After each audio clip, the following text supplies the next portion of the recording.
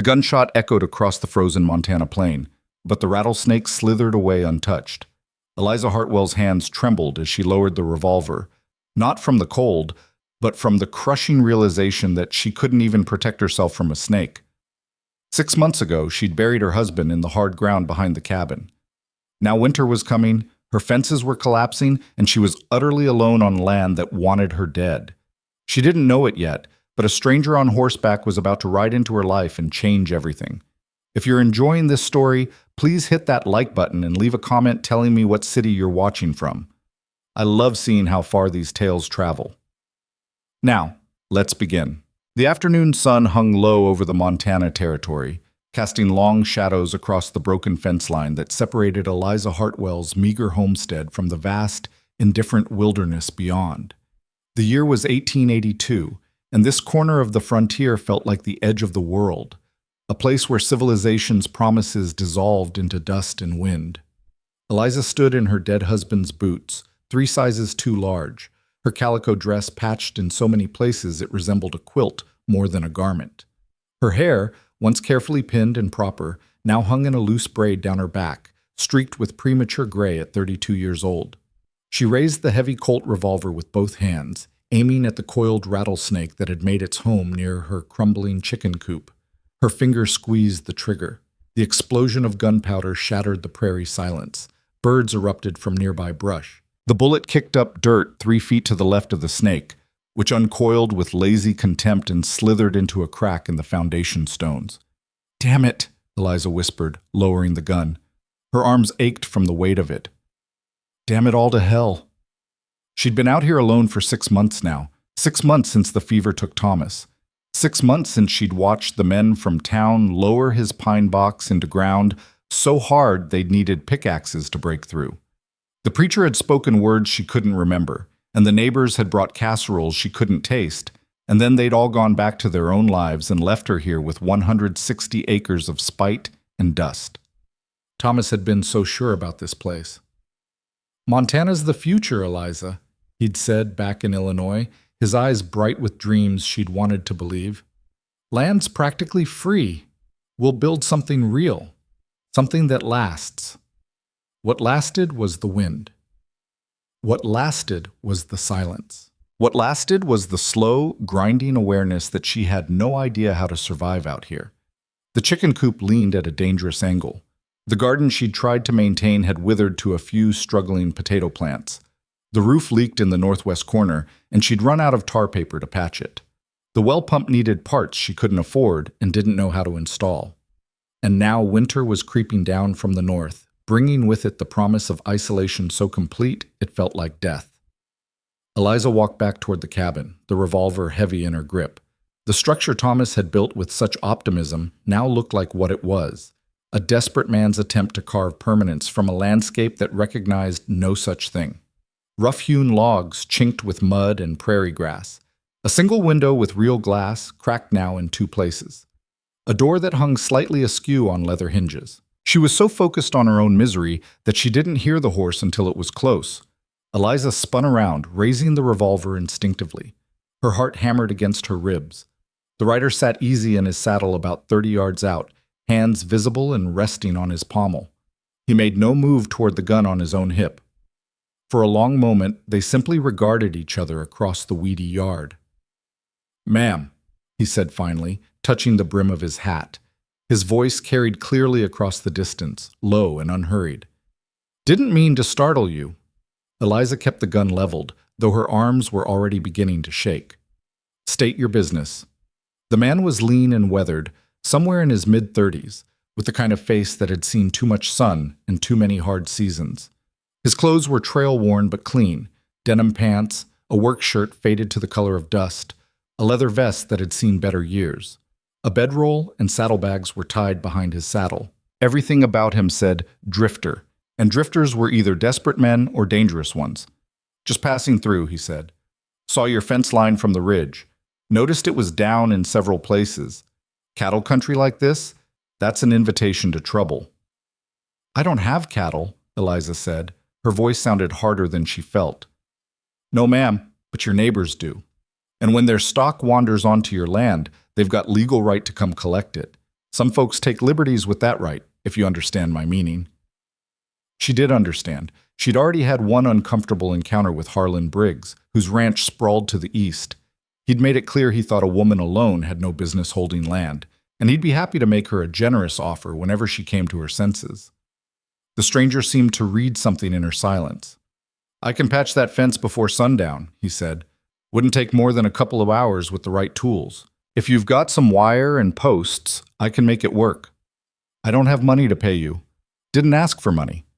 Eliza's grip on the revolver faltered slightly. "What do you want then?" The man shifted in his saddle, and for the first time she saw something that might have been weariness in his posture. "Been riding since before dawn, ma'am. Haven't had a proper meal since yesterday. If you've got food you can spare and maybe some water for my horse, that'd be payment enough." It was such a simple request, so plainly stated, that Eliza found herself wanting to believe it. But 6 months of solitude had taught her caution. Men who rode alone on the frontier weren't always what they seemed. "How do I know you won't rob me?" she asked. "Or worse." The corner of his mouth twitched. Not quite a smile, but something close. "If I meant you harm, ma'am, we wouldn't be having this conversation. I'd have acted already, and you'd have gotten off one shot at most before I disarmed you." He paused. "No offense, but you're holding that gun all wrong. Your grip's too tight, and you're locking your elbows. That's why you missed the snake." Heat flooded Eliza's cheeks. "You saw that?" "Heard it from about a quarter-mile back. Sound carries on the plains." He nodded toward the chicken coop. "Rattler give you trouble?" "It's living under the foundation. I can't get to it." "I can fix that too if you've got kerosene and a long stick." Eliza lowered the gun slowly. Every instinct she'd been raised with screamed warnings about strange men and proper behavior and what the neighbors would say. But those instincts belonged to the woman she'd been in Illinois, the one who'd worried about tea parties and church socials and whether her dress was fashionable. That woman was dead. She'd died with Thomas, buried under 6 feet of Montana dirt. The woman standing here in oversized boots with a revolver she couldn't shoot straight needed help, more than she needed propriety. "There's a trough by the barn," she said finally. "Water's fresh. You can tend your horse there." The man touched his hat again. "Obliged, ma'am. My name's Mrs. Hartwell. Eliza Hartwell." "Colt Maddox," he replied, dismounting with the fluid grace of someone who'd spent more time in a saddle than on his own feet. "Pleasure to make your acquaintance, Mrs. Hartwell." He led his horse, a sturdy buckskin mare with intelligent eyes, toward the barn while Eliza stood rooted in place, wondering if she'd just made a terrible mistake or the first sensible decision since Thomas died. "Get." Eliza retreated to the cabin while Colt Maddox tended his horse. She moved through the dim interior with practiced efficiency, though her hands trembled slightly as she worked.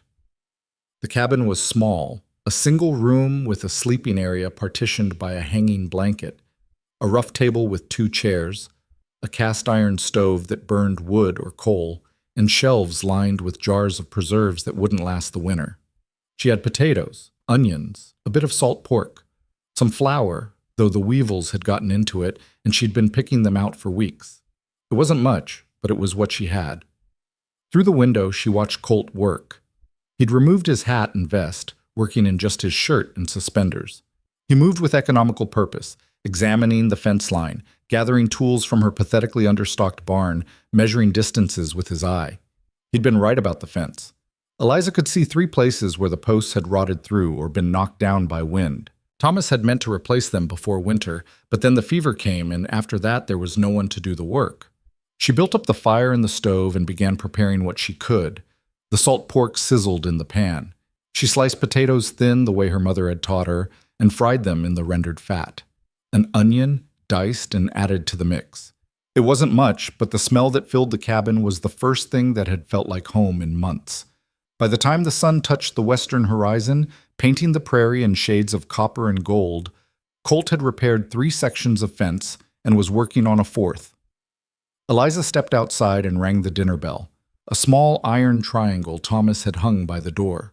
Colt looked up, nodded, and finished driving the post he was working on. Then he gathered his tools and walked toward the cabin, stopping at the trough to wash his hands and face in the cold water. "Fence'll hold now," he said as he approached.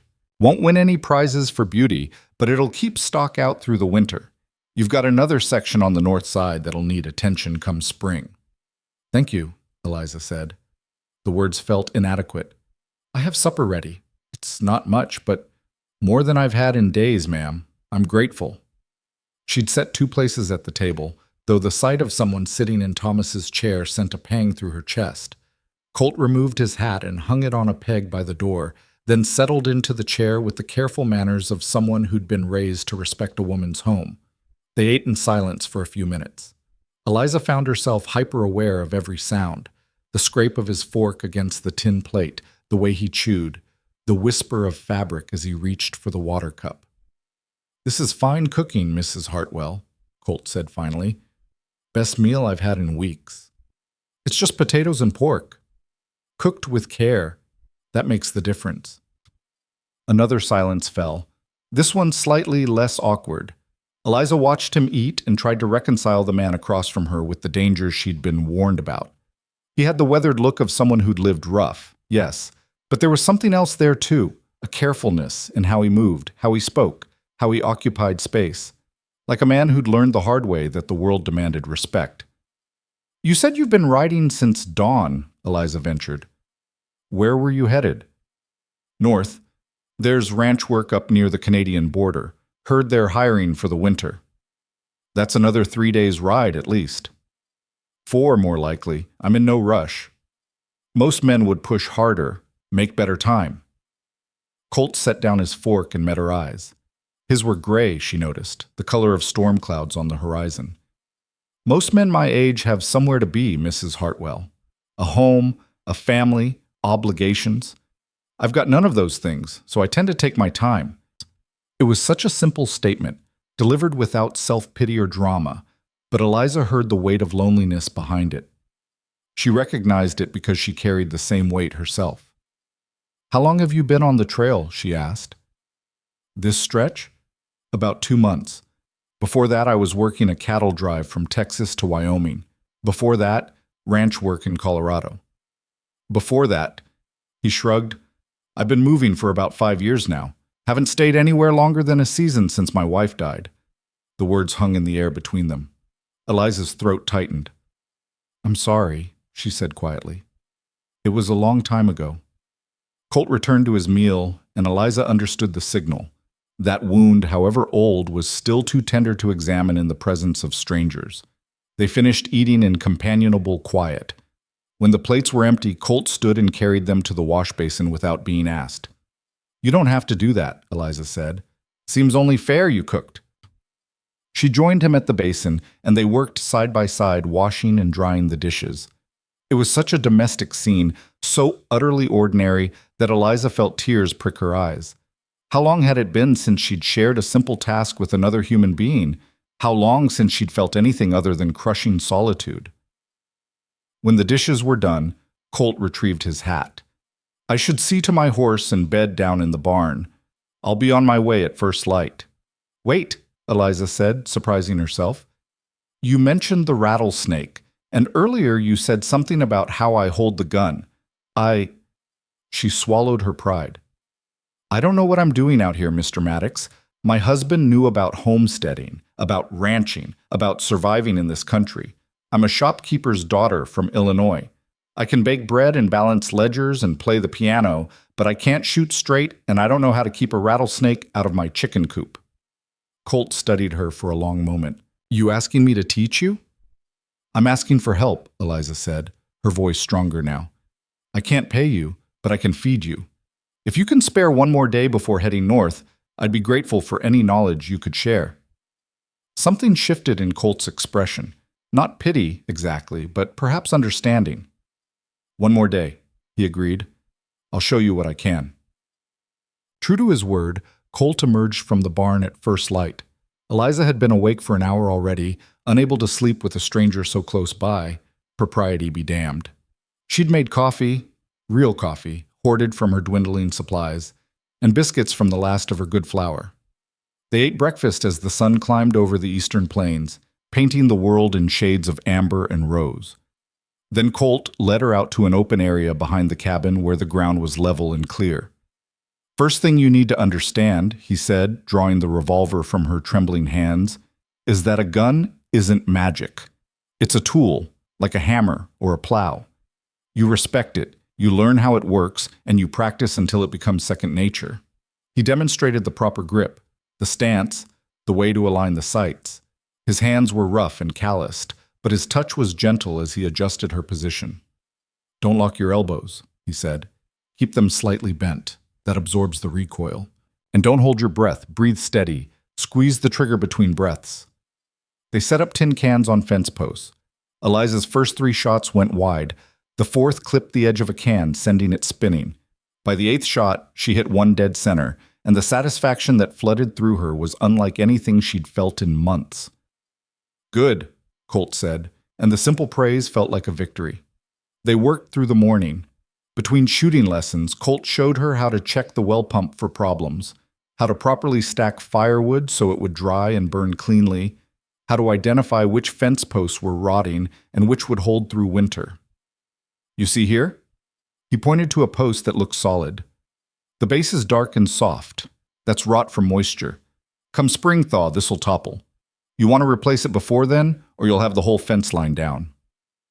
Eliza absorbed everything like a woman dying of thirst. Every piece of knowledge, every small skill felt like armor against the wilderness that pressed in from all sides.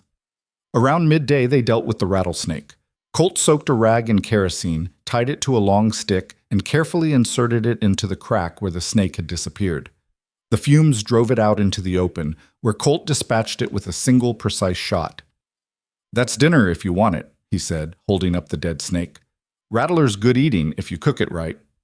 Eliza had never eaten snake in her life, but she was learning that survival required setting aside squeamishness. "Show me how to prepare it." They worked side by side in the yard, Colt's knife moving with practiced ease as he skinned and cleaned the snake.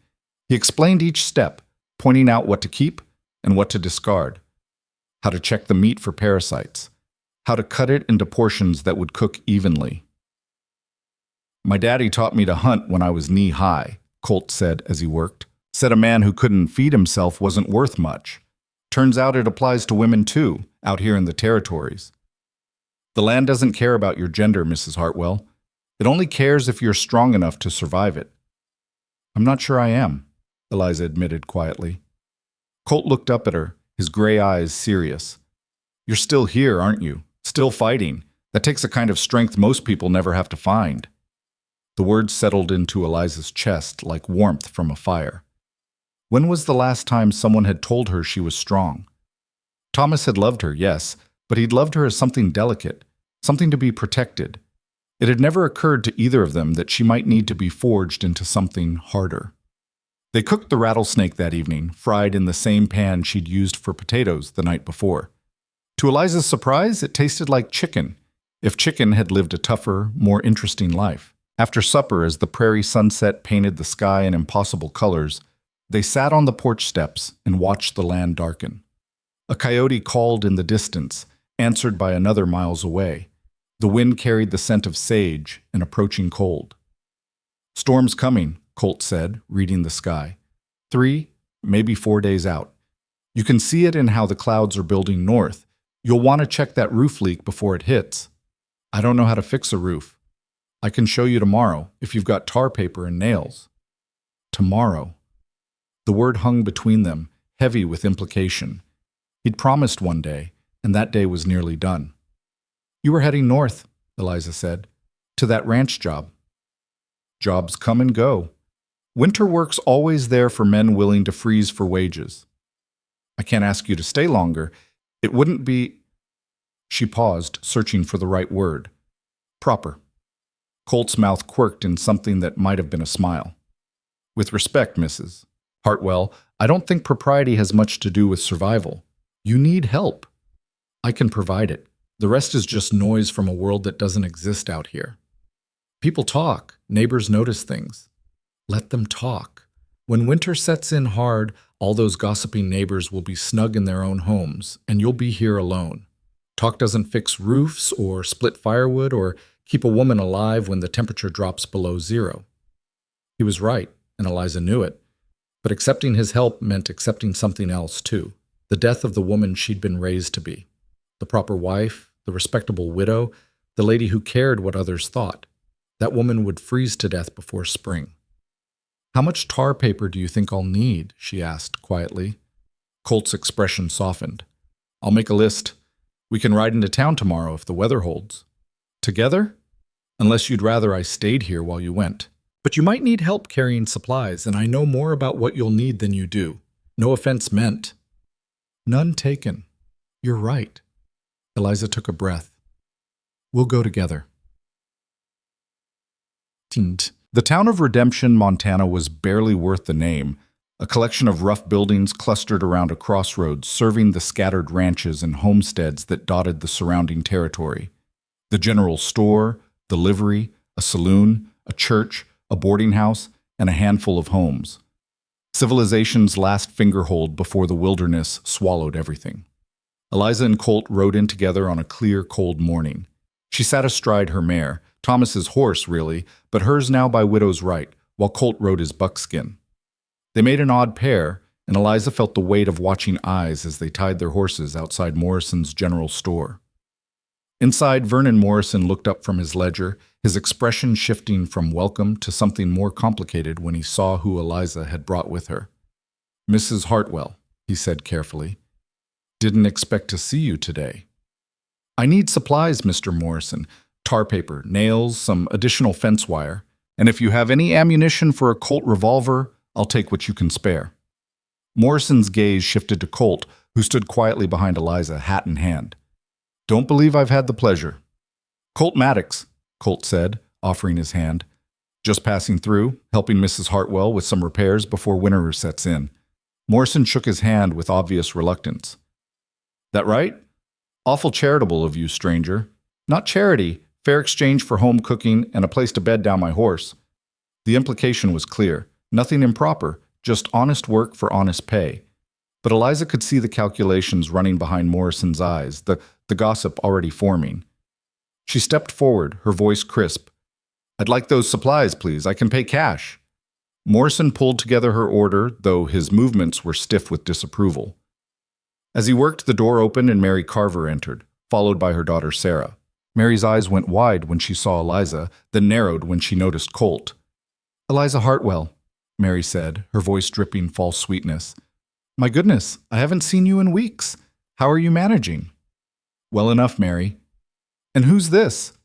Mary's gaze raked over Colt with undisguised curiosity. "Mr. Maddox is helping with some repairs on the homestead." "How convenient. I wasn't aware you were taking on hired help." The emphasis on hired help carried volumes of insinuation. Eliza felt heat climb her neck, but before she could respond, Colt spoke up. "Mrs. Hartwell's been kind enough to provide meals and shelter while I do some work around her place," he said evenly. "She's got a fence line that needed mending and a roof that won't survive the first heavy snow without repair. Seemed a fair trade for hot food and a dry barn." "A barn," Mary repeated, seizing on the word. "How very rustic." "It's practical, ma'am.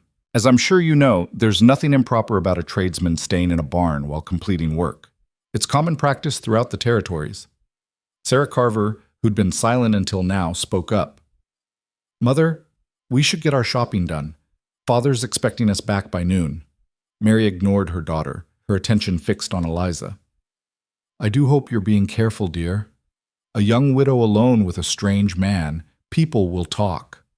Something in Eliza snapped. 6 months of grief, 6 months of struggle, 6 months of silent judgment from women like Mary Carver who'd never had to face the wilderness alone. It all came flooding out. "Let them talk," she said, her voice sharp as broken glass. "While they're gossiping over tea, I'll be making sure my home doesn't collapse and I don't starve or freeze to death. If the good people of Redemption want to clutch their pearls over a man fixing my fence, they're welcome to come do the work themselves. Otherwise, I suggest they mind their own business." The silence in the store was absolute. Morrison had frozen mid-count with a stack of nails in his hand. Sarah Carver's mouth hung open. Mary's face had gone red. "Well," Mary huffed, "I never—" "No, you probably never," Eliza cut her off. "Never had to bury a husband in ground so hard you could hear the pickaxes ring. Never had to figure out how to survive alone in a place that kills people for making mistakes. Never had to choose between pride and survival. So perhaps you should save your judgment for someone who has the luxury of caring about it." She turned to Morrison. "I'll take those supplies now, please." Her hand shook as Morrison tallied the bill, but Eliza kept her head high. She paid in coins from the small leather purse she kept hidden in her dress pocket, her emergency fund, dwindling with every purchase. Colt helped her carry the supplies out to the horses. Neither spoke until they were well outside of town, the buildings dwindling to specks behind them. "That was brave," Colt said finally. "That was foolish. I've probably made enemies of half the women in town. The half that weren't really your friends to begin with." He glanced at her. "You stood up for yourself. That takes courage. It takes desperation. There's a difference." "I don't think so. I think desperate people either break or they get harder. You're getting harder, Mrs. Hartwell. That's how you survive." They rode in silence for a while, the horses picking their way across the frost-touched prairie. Eliza thought about Mary Carver's scandalized expression, about the way Morrison had judged her with his eyes, about all the rules and proprieties she'd been raised to follow. "Do you think they're right?" she asked quietly. "About it being improper?" Colt considered the question seriously.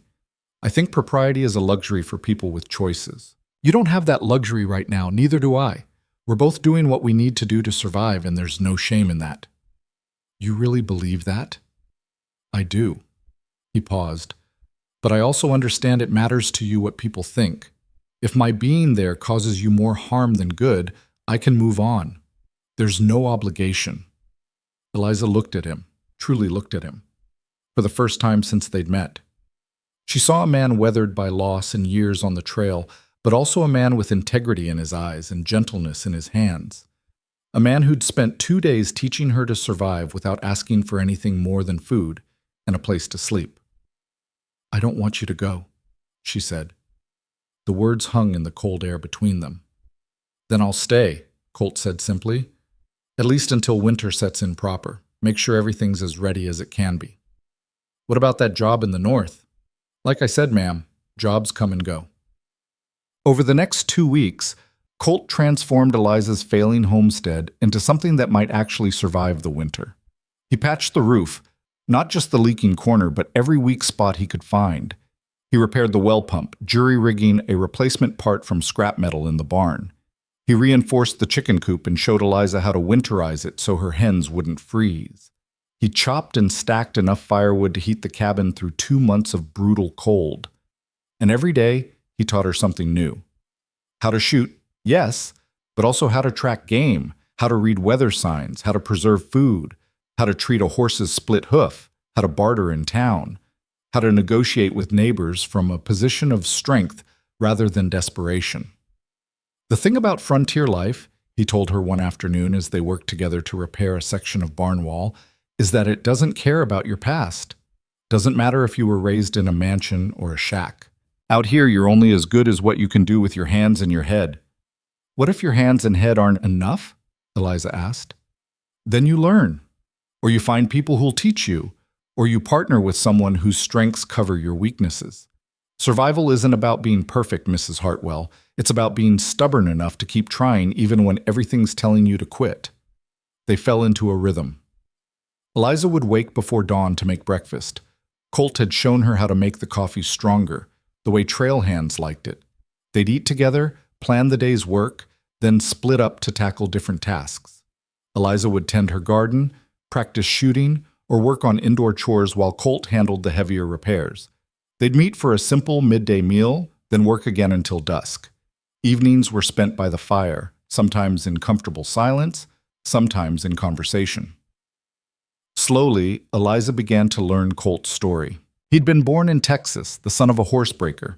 He'd married young, a pretty girl named Catherine, who died in childbirth along with their baby. He tried to drink away the grief and failed. Then he'd taken to the trail, following cattle drives and ranch work from Texas to Montana, never staying anywhere long enough to put down roots. After Catherine died, he said one night, staring into his coffee cup, I couldn't stand to be in places that reminded me of her. Our house, our town, the church where we married, all of it felt haunted. So I left. Been leaving ever since. Do you regret it? Eliza asked. Sometimes. Mostly I regret not being there when she needed me. I was off working a drive when her time came. By the time I got back, he trailed off, the pain still fresh after years. But I can't change it, can't go back. So I keep moving forward, even when I don't know where forward leads. Eliza understood that feeling intimately, the sense of being adrift, of surviving day to day without any larger purpose or direction. I don't know why I'm still here, she confessed. Some days I think about just leaving, selling the land for whatever I can get and going back east. But then I think, to what? My parents are dead. I have no siblings. Thomas's family never approved of me. I'd be alone there too, just in a different place. Maybe being alone is different depending on where you are, Colt suggested. Out here, you're alone, but you're building something. Back east, you'd be alone and stuck in the past. Is that why you stay on the frontier, to build something? No, he admitted. I stay because I don't know how to be anywhere else anymore. But you've got land, Mrs. Hartwell, a homestead claim in your name. That's more than most people will ever have. That's a future, if you're strong enough to take it. Their eyes met across the table, and something passed between them. Recognition, perhaps. Two wounded people who'd found themselves in the same impossible place, fighting the same impossible battle. That night, after Colt had gone out to the barn, Eliza stood in front of the small mirror Thomas had bought her as a wedding present. She studied her reflection, the lines around her eyes, the sun damage on her skin, the calluses forming on her palms. She looked nothing like the soft, civilized woman who'd left Illinois 2 years ago. She looked like someone who might survive. The first real snow came on a Tuesday morning in late November.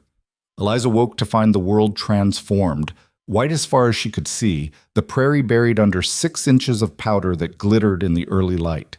She built up the fire and made coffee, then wrapped herself in Thomas's heavy coat and stepped outside. The air was so cold it hurt to breathe, but the beauty of it stopped her in her tracks. Everything was quiet, muffled under snow, clean, new. Colt emerged from the barn, his breath forming clouds in the frigid air. Storm's just getting started, he said. This is the leading edge. We'll get another foot before it's done. Should we worry? Not if we're smart. Cattle need to be moved closer to the barn. Chickens should be brought inside the coop and the door sealed. We'll need to clear a path to the well and the outhouse. And we should bring extra firewood into the cabin. Don't want to be trudging through deep snow every time we need to feed the stove. They worked together through the morning as the snow continued to fall. By noon, it was coming down so thick Eliza could barely see the barn from the cabin. The wind picked up, turning the snow into a blinding curtain of white. "We need to get inside," Colt shouted over the wind. "Can't work in this. Too easy to get lost, even on your own land." They retreated to the cabin. Colt stamped snow from his boots and hung his coat near the stove to dry. Eliza did the same, then moved to the window to watch the storm rage outside. "How long will it last?" she asked. "Day, maybe 2. Then we'll need to dig out." He paused. "I should sleep in here tonight. If something happens, if the roof fails or the chimney gets blocked, we'll need to react fast. Won't do much good if I'm buried in the barn." Eliza's heart stuttered. She understood the practical logic, but the implications made her throat tight. A man. In her cabin. Overnight. Colt seemed to read her hesitation. "I'll sleep on the floor near the stove," he said quietly. "Keep the fire going through the night. You'll have the bed, and the privacy curtain stays up. Nothing improper, Mrs. Hartwell. Just safety." She nodded, not trusting her voice. They spent the day in strange domesticity. Eliza mended clothes while Colt repaired a broken chair. They played cards, an old deck Thomas had owned, and Colt taught her poker.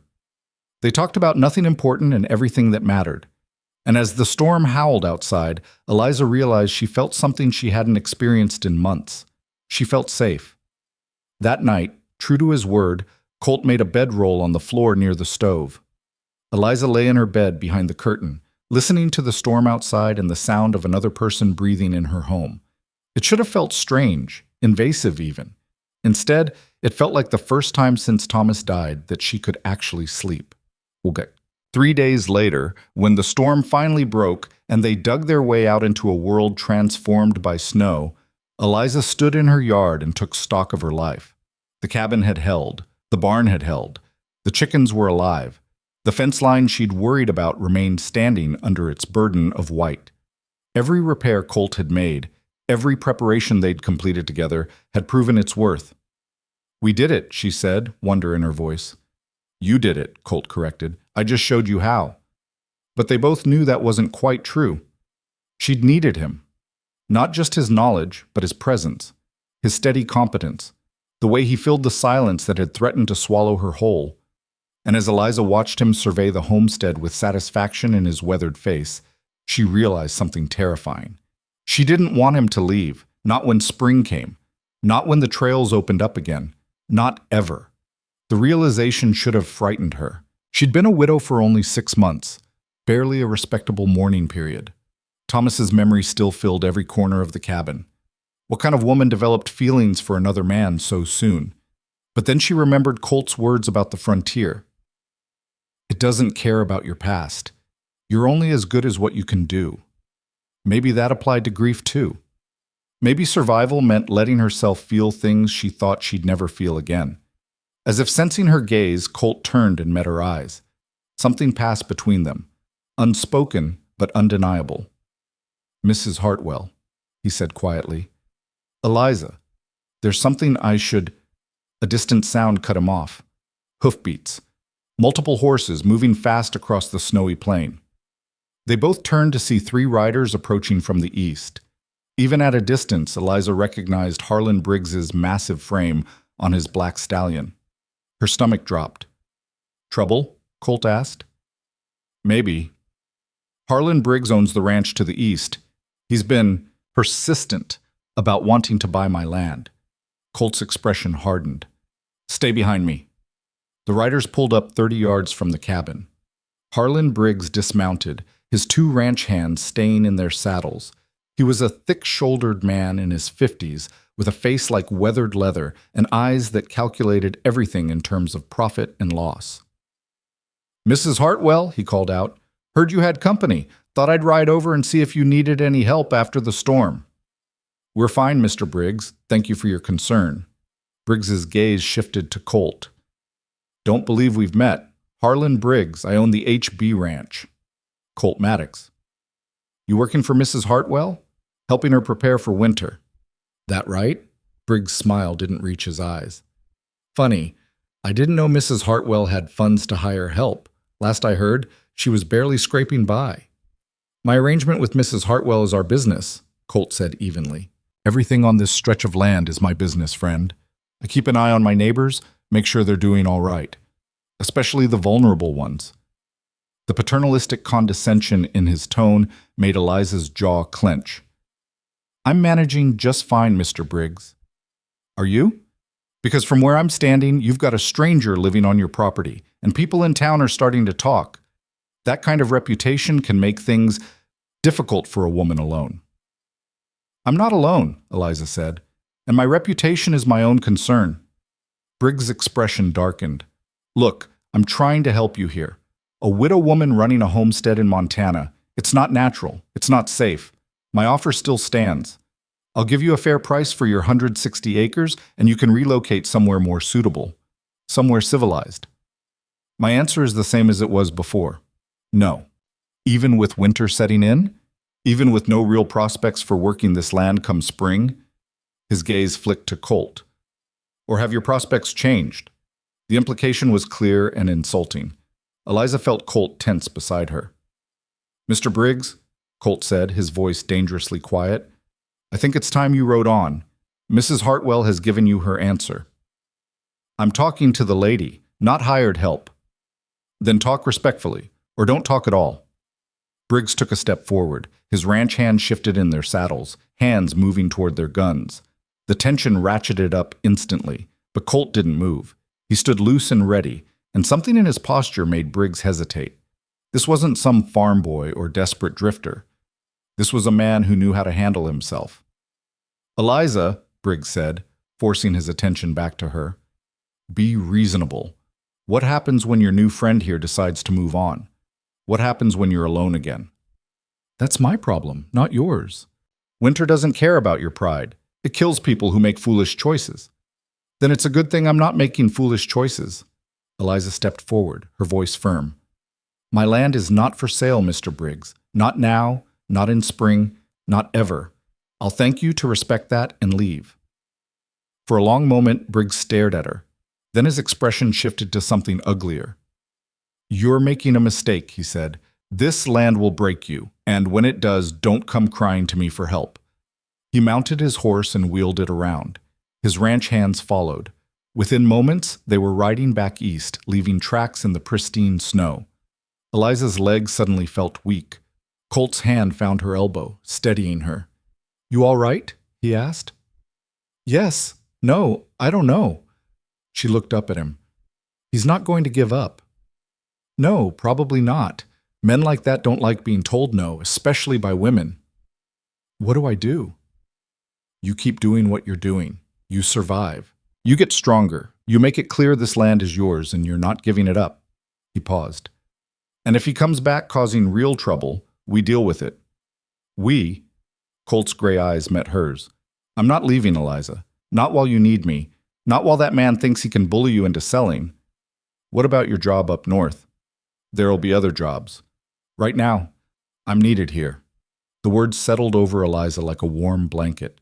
For the first time since Thomas died, she felt like she wasn't facing the world alone. "Thank you," she whispered. Colt nodded, his hand still supporting her elbow. They stood like that for a long moment, snow beginning to fall again in lazy flakes, the Montana winter wrapping around them like a test they'd already begun to pass. Together, the weeks following Harlon Briggs's visit settled into an uneasy rhythm. December arrived with teeth bared, bringing temperatures so cold that water froze solid in the basin overnight and breath crystallized in the air like broken glass.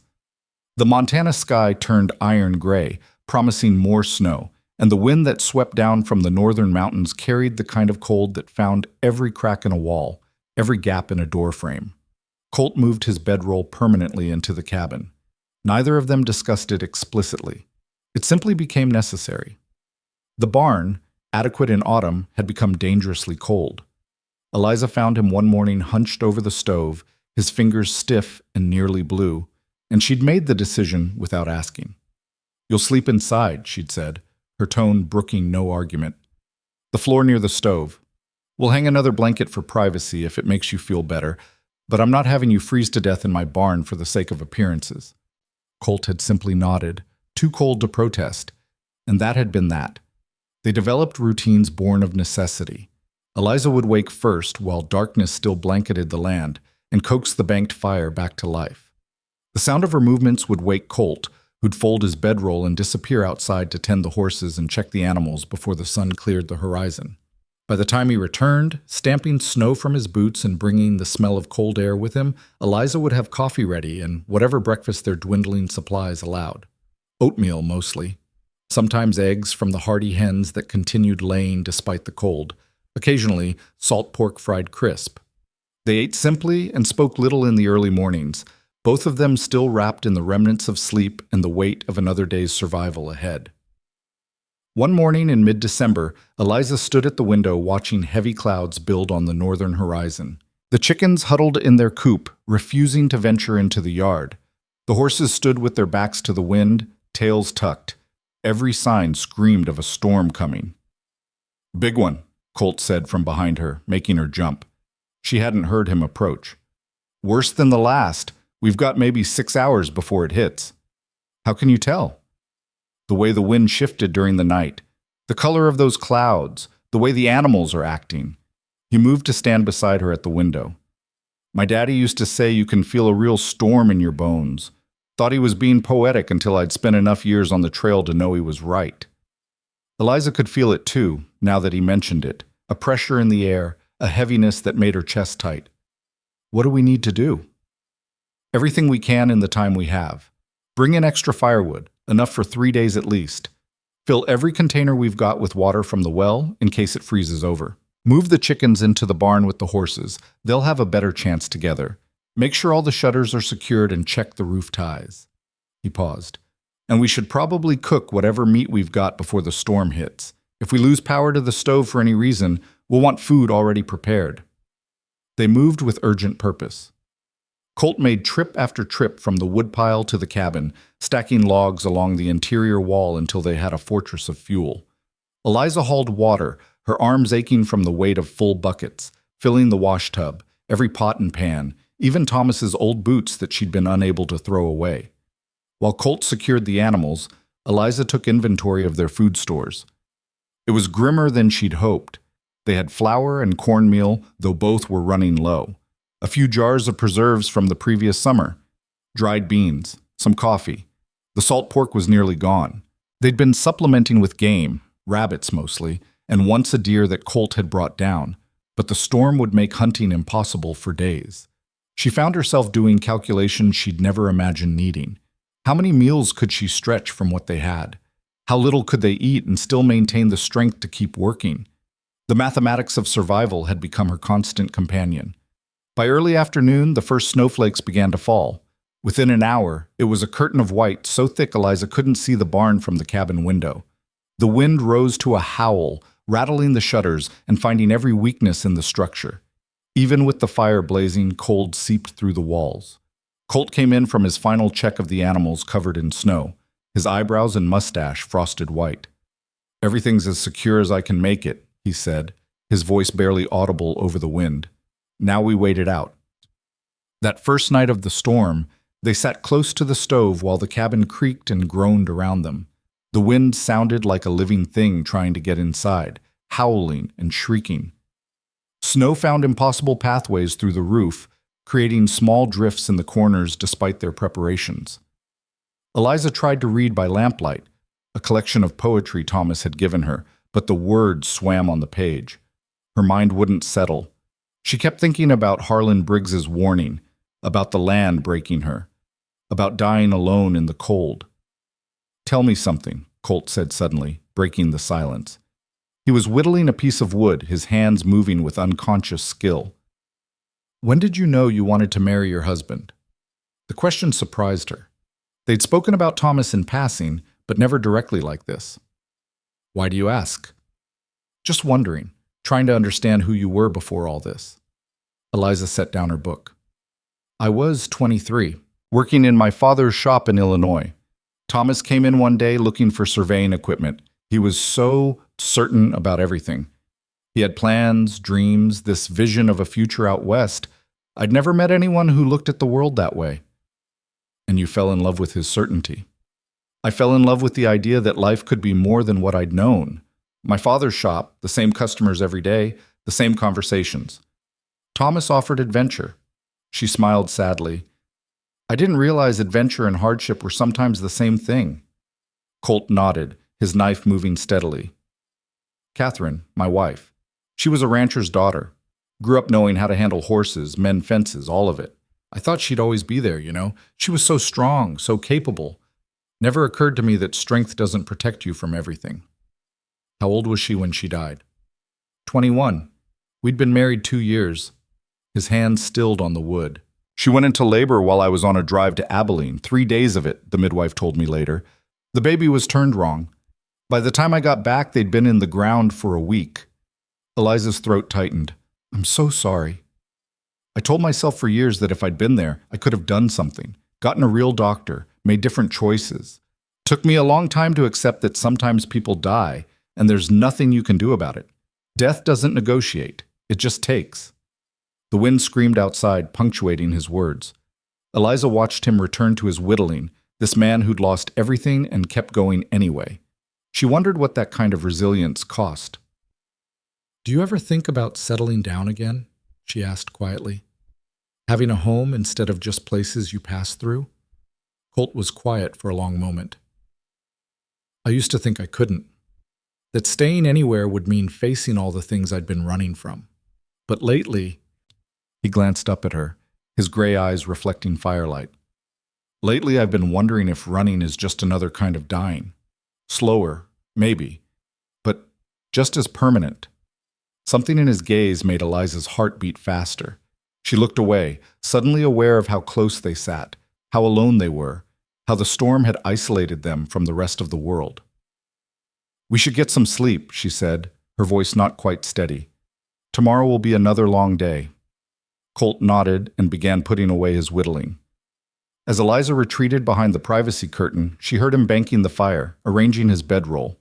The domestic sounds should have felt ordinary, but instead they felt intimate in a way that both frightened and comforted her. She lay in the darkness listening to the storm rage and to Colt's breathing on the other side of the curtain. For the first time in months, she fell asleep without crying. The storm lasted 3 days. 3 days of being trapped inside the cabin while the world outside disappeared under snow and wind. They rationed their food carefully, ate sparingly, and tried to keep the fire burning without exhausting their wood supply. On the second day, a section of the roof developed a leak despite their preparations. Icy water dripped steadily into a bucket near Eliza's bed. Colt climbed into the rafters with tar paper and nails, working by lamplight while Eliza held the ladder and prayed the whole structure wouldn't collapse. "This'll hold until spring," he called down, his voice strained from the awkward position. "But come April, we'll need to replace half these shingles." "We?" Eliza asked before she could stop herself. Colt looked down at her, his face smudged with tar and sweat despite the cold. "If you'll have me that long." Their eyes held for a moment that stretched too long to be casual. Then Colt returned to his work, and Eliza focused on steadying the ladder, her heart beating hard against her ribs. On the third day, the wind finally died. The sudden silence was almost shocking after days of constant howling. Eliza woke to find pale sunlight filtering through gaps in the shutters, and Colt already up, peering through the window. "Storm's broken," he said. "We can dig out." The world outside was unrecognizable. Snow had buried everything under at least 3 feet of white. Drifts against the cabin and barn reached nearly to the roof lines. The fence posts were completely invisible. It looked like the surface of some alien planet, beautiful and deadly. They spent the entire day digging. First a path to the barn to check on the animals. The horses and chickens had survived, huddled together for warmth, though they were hungry and thirsty. Then a path to the well, and another to the outhouse. By sunset, Eliza's back screamed with pain, and her hands were blistered despite her gloves. But they'd survived. The homestead stood. The animals lived. They'd made it through the worst the winter had thrown at them so far. That night, as they sat exhausted by the fire, Colt handed Eliza something. "Found this in my saddlebag," he said. "Thought you might like it." It was a harmonica, old and worn but well cared for. Eliza turned it over in her hands, surprised by the gesture. "I didn't know you played." "Not well, but on long trail drives, music helps pass the time. Keeps you sane when there's nothing but cattle and sky for weeks on end." He hesitated. "Catherine used to sing. She had a voice that could make grown men cry. I haven't played much since she died, but tonight feels like it deserves some kind of celebration. We beat the storm." He lifted the harmonica to his lips and began to play. The melody was simple and melancholy, some old trail song Eliza half recognized. The notes filled the cabin, wrapping around them like smoke from the fire. When he finished, Eliza found her eyes wet. "That was beautiful." "You should hear it when someone who actually knows how to play does it." But he smiled, and it transformed his weathered face into something younger, less burdened. "Play another," Eliza said. He did. And then another. They sat like that for an hour, Colt playing songs from a dozen different cattle trails and frontier towns, Eliza listening and slowly feeling something inside her chest begin to thaw. Not the grief, that would always be there, but the numbness that had encased her heart since Thomas died. When Colt finally put the harmonica away, Eliza spoke without thinking. "I'd forgotten that life could have moments like this, small and simple and somehow perfect." Colt's expression grew serious. "Eliza, I need to tell you something." Her breath caught. "What is it?" "I've been thinking about what happens when spring comes, about my plans to move on." He paused, choosing his words carefully. "The truth is, I don't want to leave, but I also don't want to put you in a position that damages your reputation beyond repair. A single woman and a single man living under the same roof.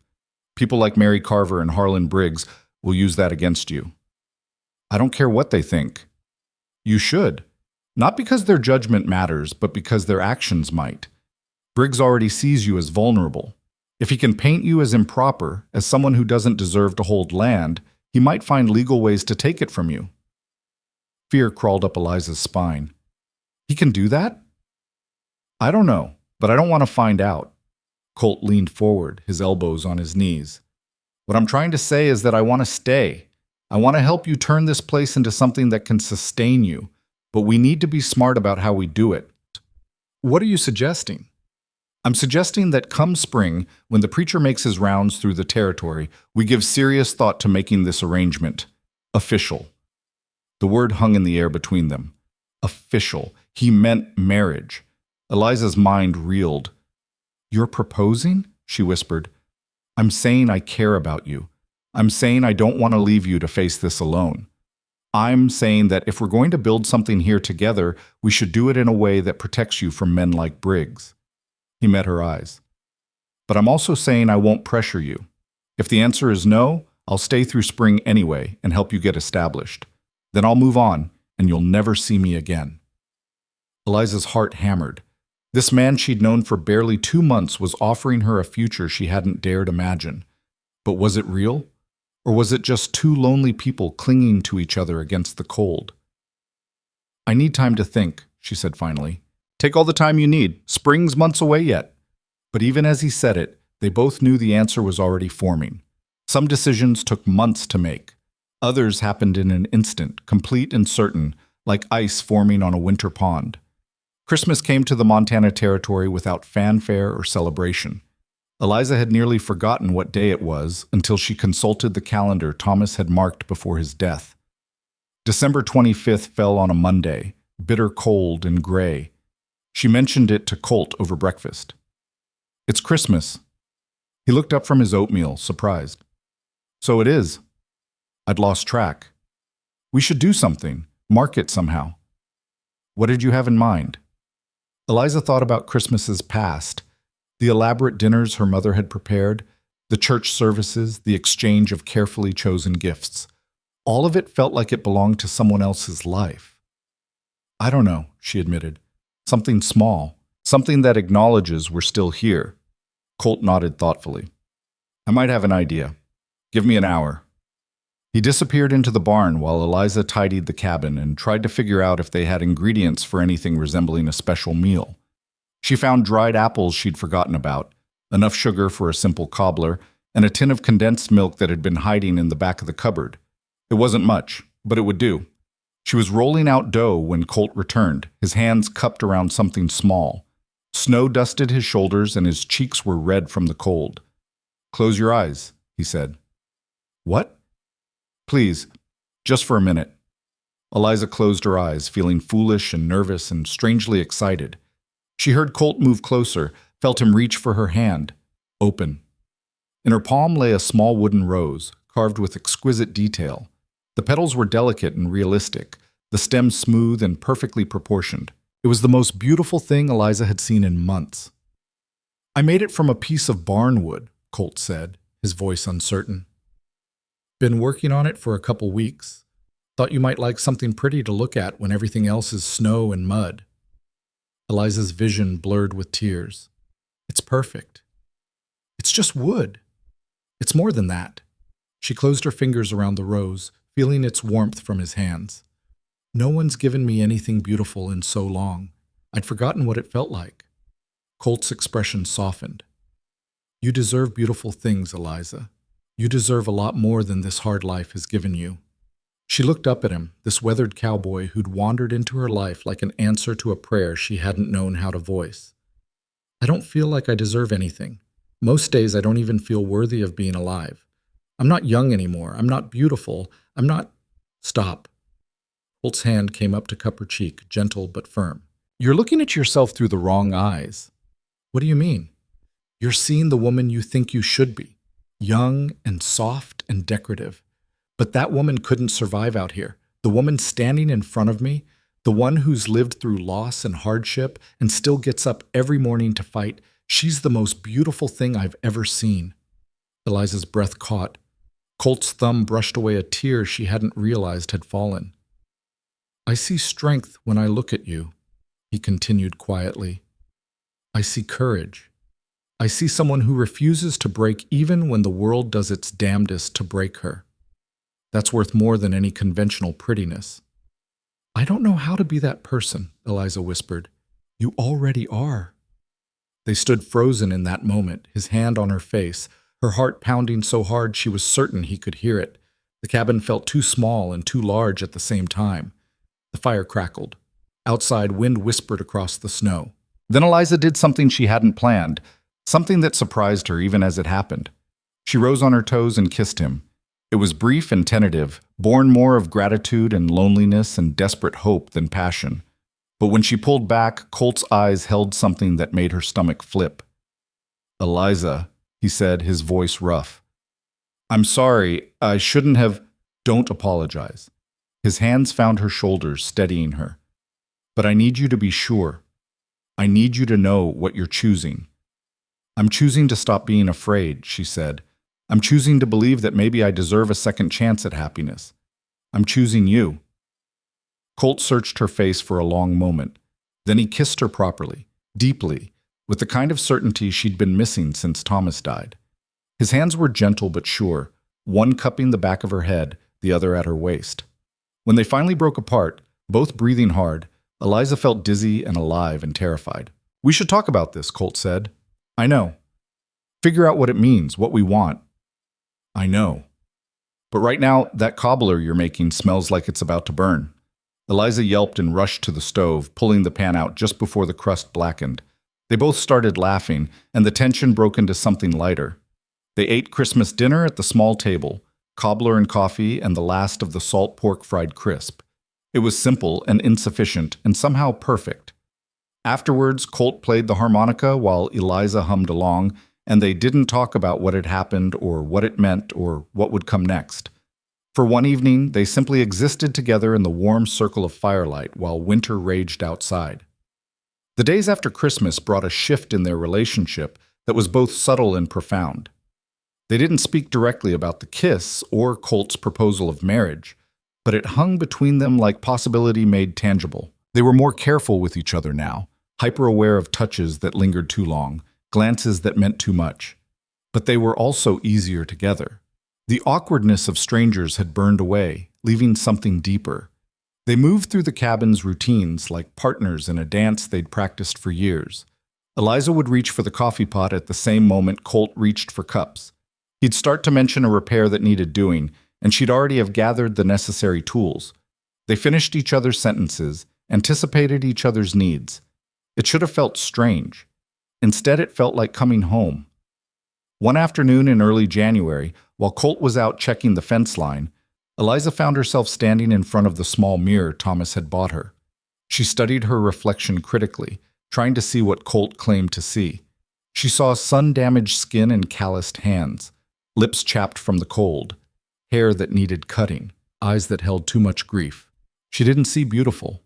She didn't see worthy of love. She heard the cabin door open behind her. Eliza? Colt's voice. You all right? She turned to find him watching her with concern. Do you really think I'm beautiful? The question seemed to catch him off guard. I do. Even though I'm not young, even though I'm weathered and rough, and nothing like what a man usually wants? Colt set down the firewood he'd been carrying and walked to her. He stopped just behind her, close enough that she could feel his warmth, but not quite touching. They both looked into the mirror. Tell me what you see, he said quietly. I see someone who's aged 10 years in the last 6 months. Someone who's lost everything that made her who she was. That's not what I see. His hands came to rest on her shoulders. I see a woman who survived when survival seemed impossible. I see someone who learned to shoot, to chop wood, to fix fences, to endure cold that would break most people. I see someone brave enough to trust a stranger, kind enough to feed a drifter, strong enough to tell Harlon Briggs to go to hell. His reflection met hers in the glass. You're not the woman you were in Illinois, Eliza. That woman probably wouldn't have survived out here. You became someone harder, yes, but also someone real. Someone tested and proven. That's the most beautiful thing in the world to someone like me, who spent years around people who've never had to become anything but what they started as. Eliza's eyes burned. I don't know if I believe you. You don't have to believe me. Just let me keep believing it. His hands tightened gently on her shoulders. And maybe someday you'll start seeing yourself the way I see you. She turned in his grip to face him directly. What if I'm not ready for this? What if I'm still too broken from losing Thomas? Then we go slow. We figure it out together. There's no rush, Eliza. Winter keeps us here for months yet. We have time. But even as he said it, they both knew time was a luxury the frontier didn't always grant. The world could change in an instant. A horse could founder. A storm could kill. A man like Briggs could make his move. They'd both learned that lesson the hard way. I want to say yes, Eliza admitted, to your proposal, to making this official. But I'm scared. Of what? Of losing someone again. Of building something and watching it die. Of being happy for a moment and then paying for it for the rest of my life. Colt's expression turned gentle. Those are all reasonable fears. I carry them too. Every time I let myself care about you a little more, I think about Catherine, about how loving someone means giving them the power to destroy you when they leave. So how do you do it? How do you risk it? I'm not sure I have a choice anymore. I already care too much to walk away. The damage is done. He smiled sadly. Might as well see it through to wherever it leads. Eliza realized she felt the same way. Somewhere in the last 2 months, Colt Maddox had become essential to her survival, not just practically, but emotionally. The thought of facing spring without him felt impossible. Ask me again, she said quietly. Colt's eyes widened. What? Ask me to marry you, properly. He searched her face, looking for certainty. Whatever he saw there must have satisfied him because he took her hands in his, rough palms against rough palms, two people worn down by life and somehow finding each other anyway. Eliza Hartwell, he said, his voice steady and sure. Will you marry me? Not because it's practical or because we're trapped by winter or because we're both lonely, but because I want to spend whatever time I have left in this world beside you, building something real and lasting. Will you let me try to make you happy? Tears spilled down Eliza's cheeks. Yes, she whispered. Yes, I'll marry you. Colt pulled her into his arms, and she buried her face against his chest, feeling his heartbeat strong and steady beneath her cheek. They stood like that for a long time, holding each other while the Montana wind sang its lonely song outside, and the fire crackled its warm response inside. When they finally pulled apart, Eliza found herself laughing through her tears. We're insane, she said. We barely know each other. I know you hate wearing boots that are too big, and that you pick weevils out of flour instead of throwing it away because waste offends you. I know you hum when you cook, and that you're a terrible poker player. I know you're stubborn and proud and brave even when you're terrified. I know you deserve better than what life has given you, and I want to spend every day trying to be better than what you've settled for. Eliza cupped his weathered face in her hands. I know you sleep with one hand near your gun even though we're safe. I know you think about your wife every time there's music. I know you carve wood when you're anxious, and that you'd rather go hungry than watch someone else starve. I know you're running from ghosts, but you're tired of running. Maybe we know each other well enough after all, Colt said. Maybe we do. They kissed again, longer this time, with the promise of forever beginning to take shape between them. Outside, the January wind rattled the shutters and piled snow against the walls. Inside, two broken people held each other and dared to imagine that broken things might still fit together in a way that made them whole. The engagement, if it could be called that, changed nothing and everything at once. Colt still slept on his bedroll near the stove. Eliza still retreated behind the privacy curtain each night. They maintained the careful boundaries that propriety demanded, even though propriety had already been shredded by the simple fact of their living arrangement.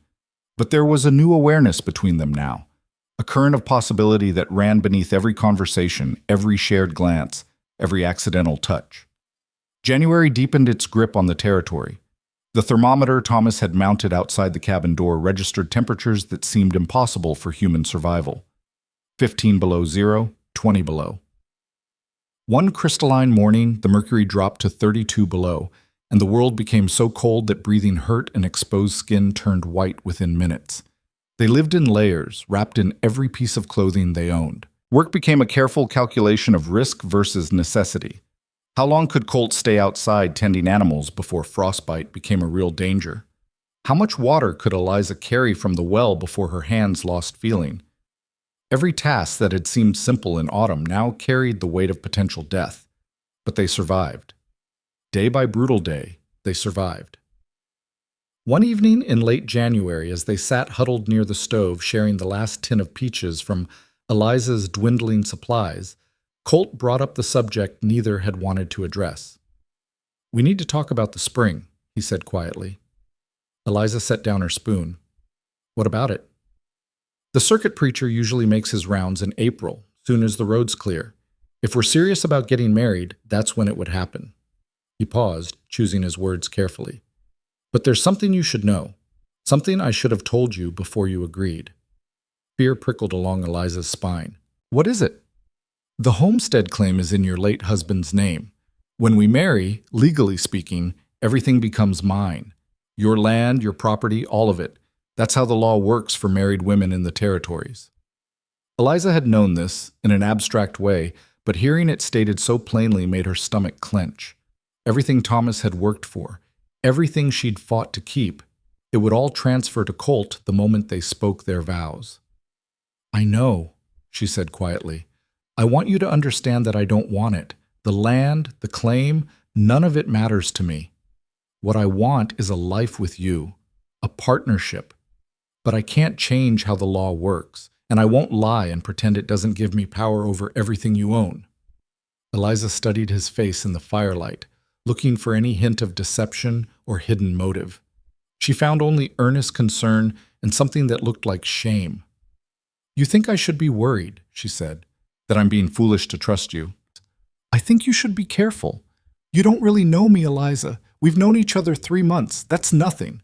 For all you know, I could be a con man who targets widows. I could marry you, take control of your property, and disappear with whatever I can sell." "Is that your plan?" "No, but how would you know if it was?" The question hung between them. Eliza thought about it seriously, examining her own judgment, her reasons for saying yes. Was she being naive, desperate, blinded by loneliness into making a catastrophic mistake?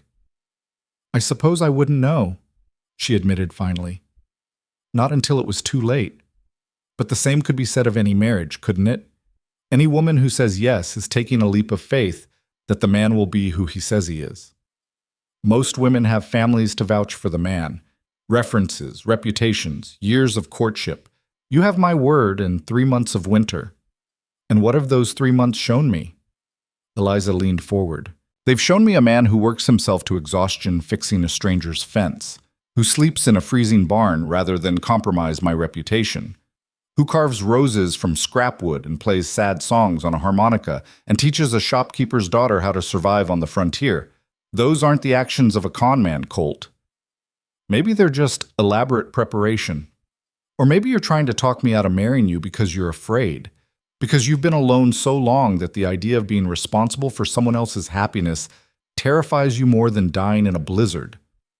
Colt flinched as if she'd struck him. The truth of her words hung in the air between them. "Maybe," he said quietly, "or maybe I'm trying to make sure you go into this with your eyes open, so that if it all goes wrong, you can't say I didn't warn you." Eliza reached across the small space separating them and took his hand. His fingers were rough and calloused, scarred from years of hard work. They felt solid and real and safe. "I'm going into this with my eyes open," she said. "I know the risks. I know I'm trusting you with everything I have, but I also know that if I don't take this chance, I'll spend the rest of my life wondering what might have been. And that's a different kind of death than freezing or starving. A slower one, maybe, but just as final." Colt's fingers tightened around hers. "You deserve better than a broken-down cowboy with nothing but a horse and a bedroll to his name. And you deserve better than a widow who can barely keep a homestead running. But here we are, 2 imperfect people trying to build something that might outlast us both." She smiled sadly. "Maybe that's all any marriage is. a gamble that together you'll be stronger than apart.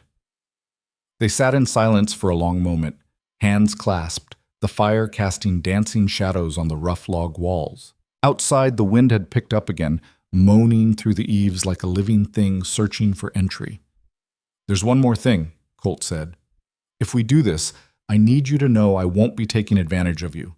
Legally, the land becomes mine, but morally, it's always yours. If anything happens to me, if I die, or—" He paused, clearly uncomfortable. "If you decide you made a mistake and want me gone, I'll sign papers putting everything back in your name. I'll make sure you're protected." "How would you do that if the law doesn't allow it?" "There are lawyers in Helena who specialize in getting around inconvenient laws. It'll cost money we don't have, but I'll find a way. I need you to know that I'm not marrying you for this land." Eliza felt tears prick her eyes. "What are you marrying me for, then?" Colt's expression softened. "Because when I look at you, I see a future that doesn't hurt. Because you make me want to stop running. Because I'd rather face whatever comes next with you than face anything alone." He lifted her hand to his lips, kissing her knuckles gently. "Because I love you, Eliza Hartwell. I didn't plan to. Didn't want to, truth be told. But there it is." The word struck Eliza like a physical blow. Love. He loved her, this weathered, careful man who'd wandered into her life like Providence made manifest loved her. "I love you too," she whispered, the admission both terrifying and freeing. "I don't know when it happened. Somewhere between the fence repairs and the shooting lessons and the way you look at me like I'm strong instead of broken. I love you, and it scares me to death." "Me too." They kissed then, slow and deep, sealing promises that had already been made in 100 small ways over the past months. When they pulled apart, both were shaking. From emotion or cold or the weight of what they'd just committed to, it was impossible to say. "April," Colt said. "We'll wait for the circuit preacher in April. That gives us time to prepare, to make sure we're doing this for the right reasons. And in the meantime?" "In the meantime, we keep surviving, together." But February brought challenges that tested their commitment in ways neither had anticipated. The first blow came in the form of gossip that reached them through Vernon Morrison's wife, who made a special trip out to the homestead ostensibly to check on Eliza's welfare. Clara Morrison was a pinch-faced woman with sharp eyes that missed nothing and a tongue that wagged with the efficiency of a telegraph machine. She arrived on a bitter afternoon, her wagon struggling through snow-packed roads, and knocked on the cabin door with the kind of insistence that suggested she wasn't leaving until her mission was complete. Eliza opened the door to find Clara bundled in furs, her expression a mixture of concern and barely concealed excitement.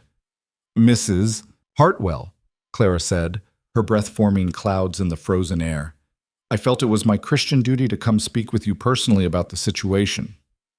"What situation, Mrs. Morrison?" Eliza kept her voice neutral, though she had a sinking feeling she knew exactly what situation Clara meant. "May I come in? It's dreadfully cold out here." Eliza wanted to refuse, to send this harbinger of small-town judgment back to redemption empty-handed. But refusing would only feed the gossip, make her seem guilty of whatever sins the town had already convicted her of. "Of course, please." Clara swept into the cabin, her sharp eyes immediately cataloging everything.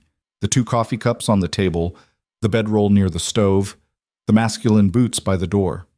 Colt was out checking the trap line, but his presence permeated the space. "Tea?" Eliza offered, though she begrudged even this small courtesy.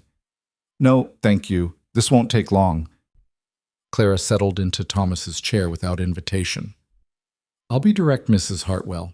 There's talk in town about you and that drifter you've taken in. Mr. Maddox has been helping with repairs. There's nothing improper about it." "Helping with repairs for 3 months while living in your cabin?" Clara's eyebrows rose. "My dear, you must see how this looks. A young widow, a stranger, the 2 of you alone out here. People are beginning to question your judgment." Anger flared hot in Eliza's chest. "My judgment is none of their concern." "But it is, don't you see? We're a community. We look out for one another, and when one of our own makes choices that reflect poorly on all of us—" "Reflect poorly?" Eliza's voice sharpened. "I'm surviving, Mrs. Morrison. That's all." Colt Maddox helped me prepare for winter when everyone else in your precious community was content to let me freeze or starve. If that reflects poorly on anyone, it's on the neighbors who couldn't be bothered to check if a widow needed assistance. Claire's lips pressed into a thin line. There's no need to be hostile. I came here to help you, to warn you that people are talking about annulling your homestead claim on the grounds that you've abandoned proper behavior.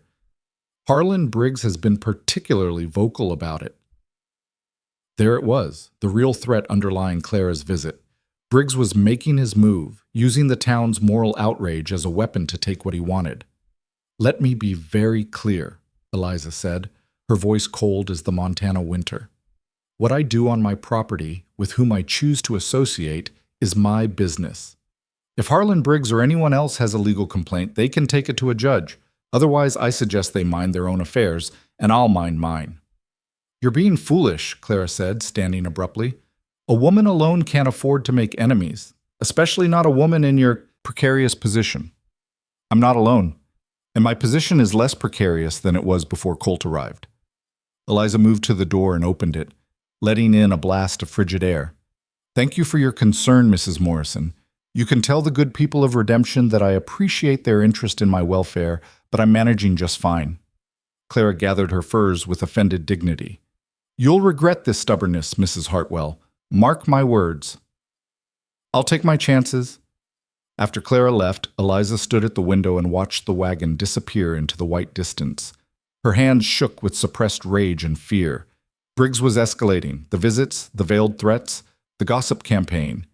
He was building a case to take her land, and the town's moral judgment was his ammunition. When Colt returned an hour later with 2 rabbits from the trapline, he found Eliza sitting at the table, staring at nothing. What happened? He asked immediately, setting down the rabbits. She told him everything. Colt's expression grew darker with each word. He's smart, Colt said when she finished. Going after your reputation instead of trying to force you out directly. If he can get the territorial authorities to declare you an unfit landholder, he can file a claim and probably win. Can he really do that? I don't know. But I know men like Briggs usually get what they want because they're willing to do what others won't. Lie, cheat, manipulate the law. Colt began pacing, his mind clearly working through scenarios. We need to act faster than I thought. We can't wait until April for the circuit preacher. What are you suggesting? We ride to Helena. Find a judge or magistrate willing to marry us now. Once we're legally wed, Briggs loses his angle.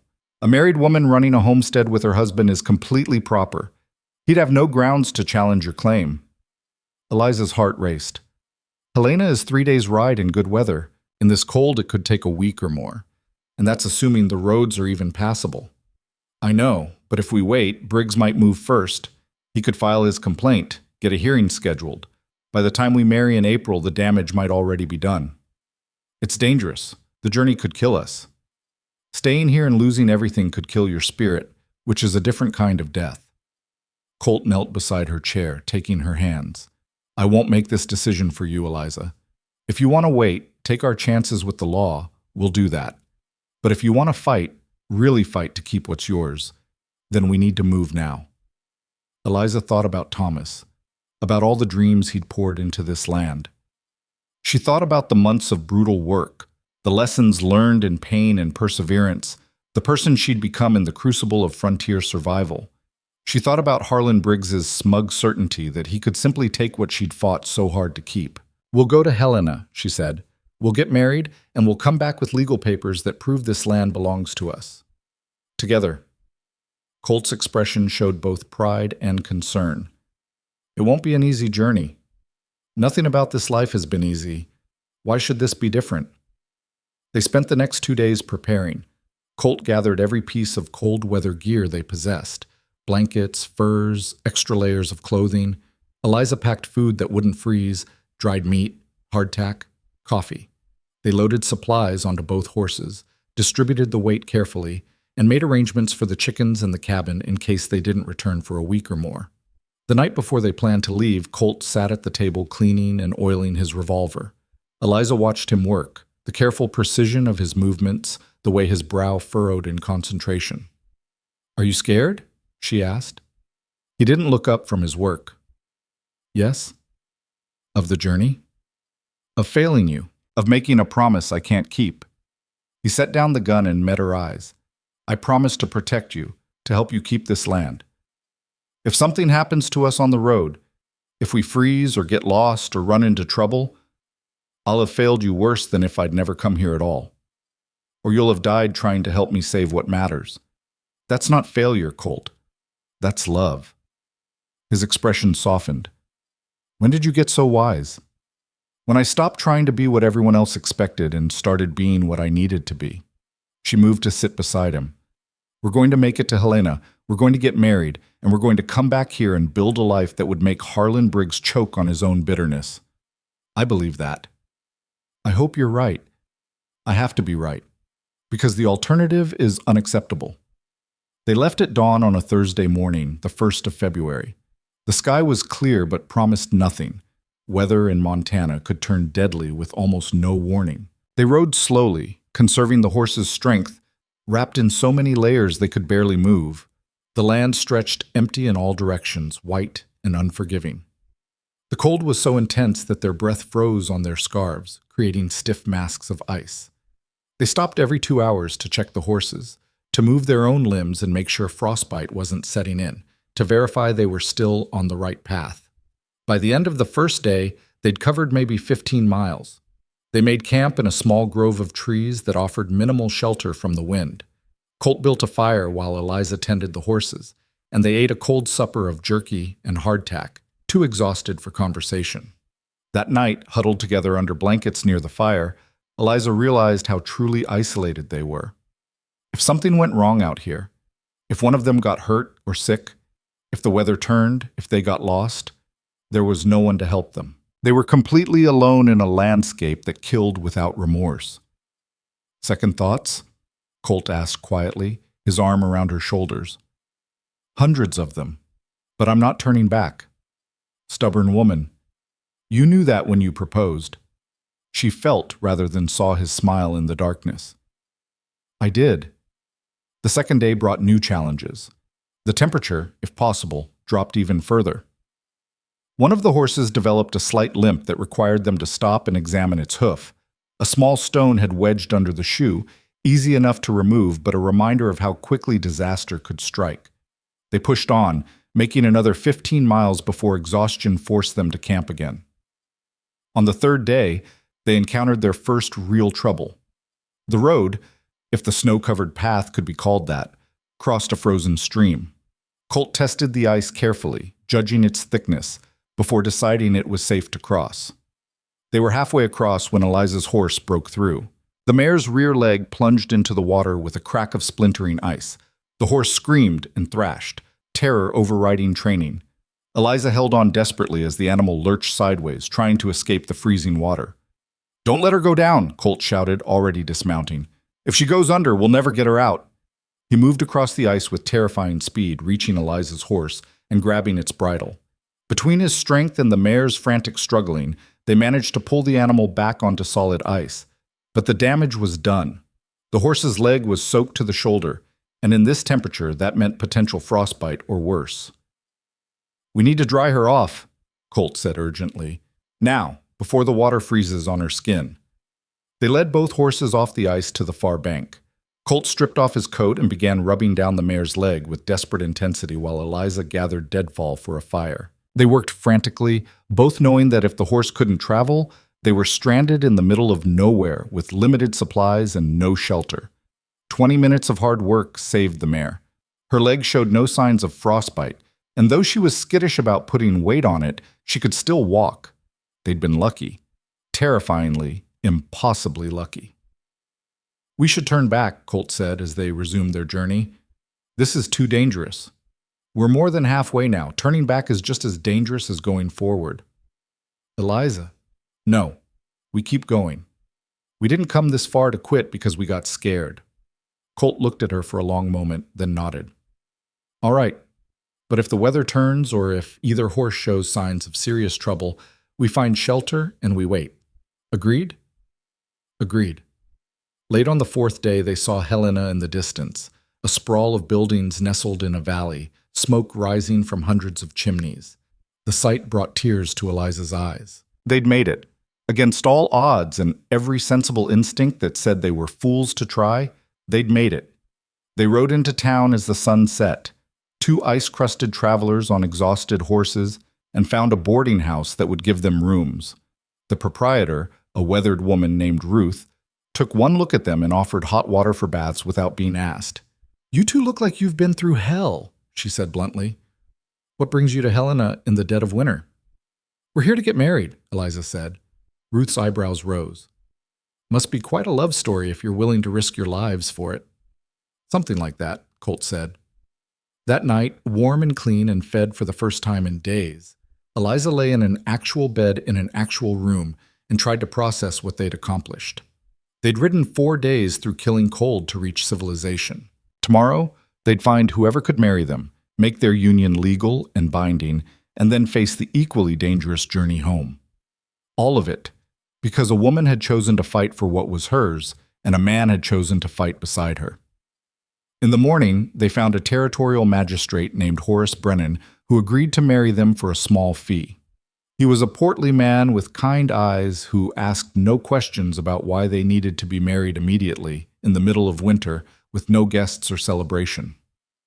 "I've learned not to question folks' reasons," he said, as he prepared the marriage certificate. "Life out here is complicated enough without judges adding complications. Do you have rings?" They didn't. Colt produced 2 pieces of rawhide from his saddlebag instead. "Will these work?" "They'll work for me if they work for you."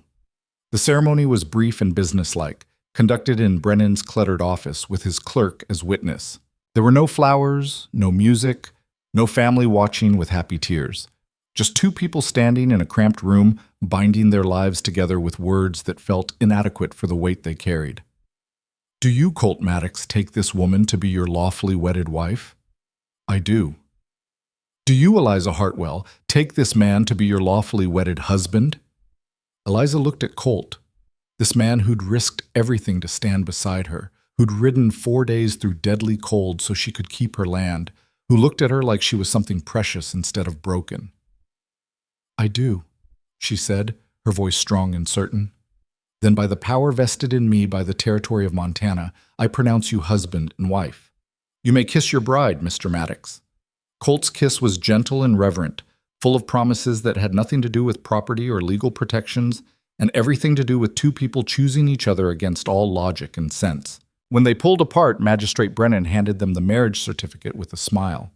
"Congratulations, Mr. and Mrs. Maddox. May your union be long and prosperous." Mrs. Maddox. Eliza turned the name over in her mind, testing how it felt. Different from Mrs. Hartwell, less weighted with grief, more open to possibility. They spent 1 more night in Helena, in separate rooms because Colt insisted they should wait until they were home to truly become husband and wife. Eliza wanted to argue, to point out that they were legally married now and propriety no longer required separation, but something in his expression stopped her. "I want our wedding night to be in our home," he said quietly. "In the place we're building together, not in some boarding house room that smells like other people's lives." So Eliza spent her wedding night alone, the marriage certificate folded carefully in her bag, a piece of rawhide tied around her finger where a proper ring should be. And somehow it felt right. They'd done everything backwards and unconventional from the start. Why should their wedding night be any different? The journey home took 5 days instead of 4. They moved more carefully, having learned hard lessons on the way out. But they made it, arriving back at the homestead on a clear, cold afternoon to find everything just as they'd left it. Colt helped Eliza down from her horse, and they stood in the yard looking at the cabin, the barn, the snow-covered fields that would be theirs to work come spring. "We did it," Eliza said softly. "We're married. The land is protected." "The land is protected," Colt agreed. "But that's not why I'm glad we did this." "No?" He turned her to face him, his hands gentle on her shoulders. "I'm glad because now you're my wife. Because whatever comes next, we face it together. That's worth more than any piece of land." Eliza rose on her toes and kissed him, there in the yard with the winter sun casting long shadows and the wind singing its eternal song across the prairie. When they pulled apart, she took his hand and led him toward the cabin, their cabin now, truly and legally. Welcome home, husband, she said. Colt smiled, and it transformed his weathered face into something young and hopeful and unguarded. Welcome home, wife. They crossed the threshold together, closing the door on the bitter cold and the watching world outside, and began the next chapter of a life they'd chosen to build together against all odds and common sense. And in that moment, Eliza felt something she hadn't felt since before Thomas died. She felt happy.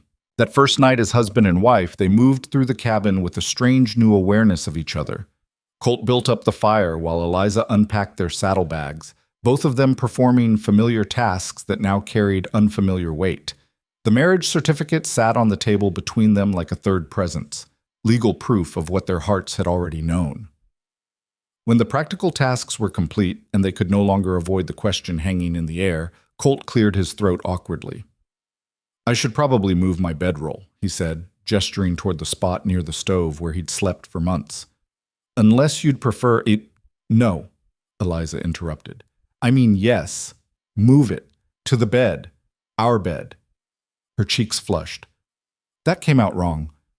Despite the tension, Colt smiled. I understood what you meant.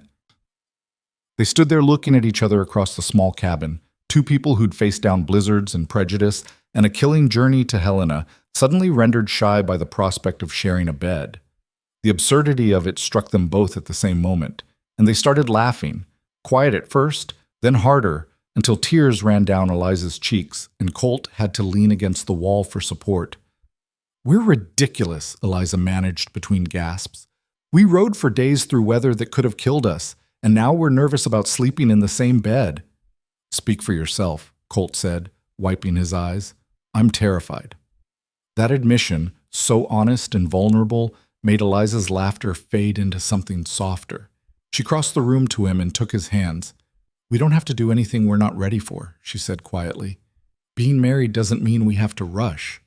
We have time. Colt pulled her close, wrapping his arms around her. I spent 5 years running from intimacy because it hurt too much to lose it. Now I'm standing here with a woman I love, and I don't know how to stop being afraid that it'll all disappear.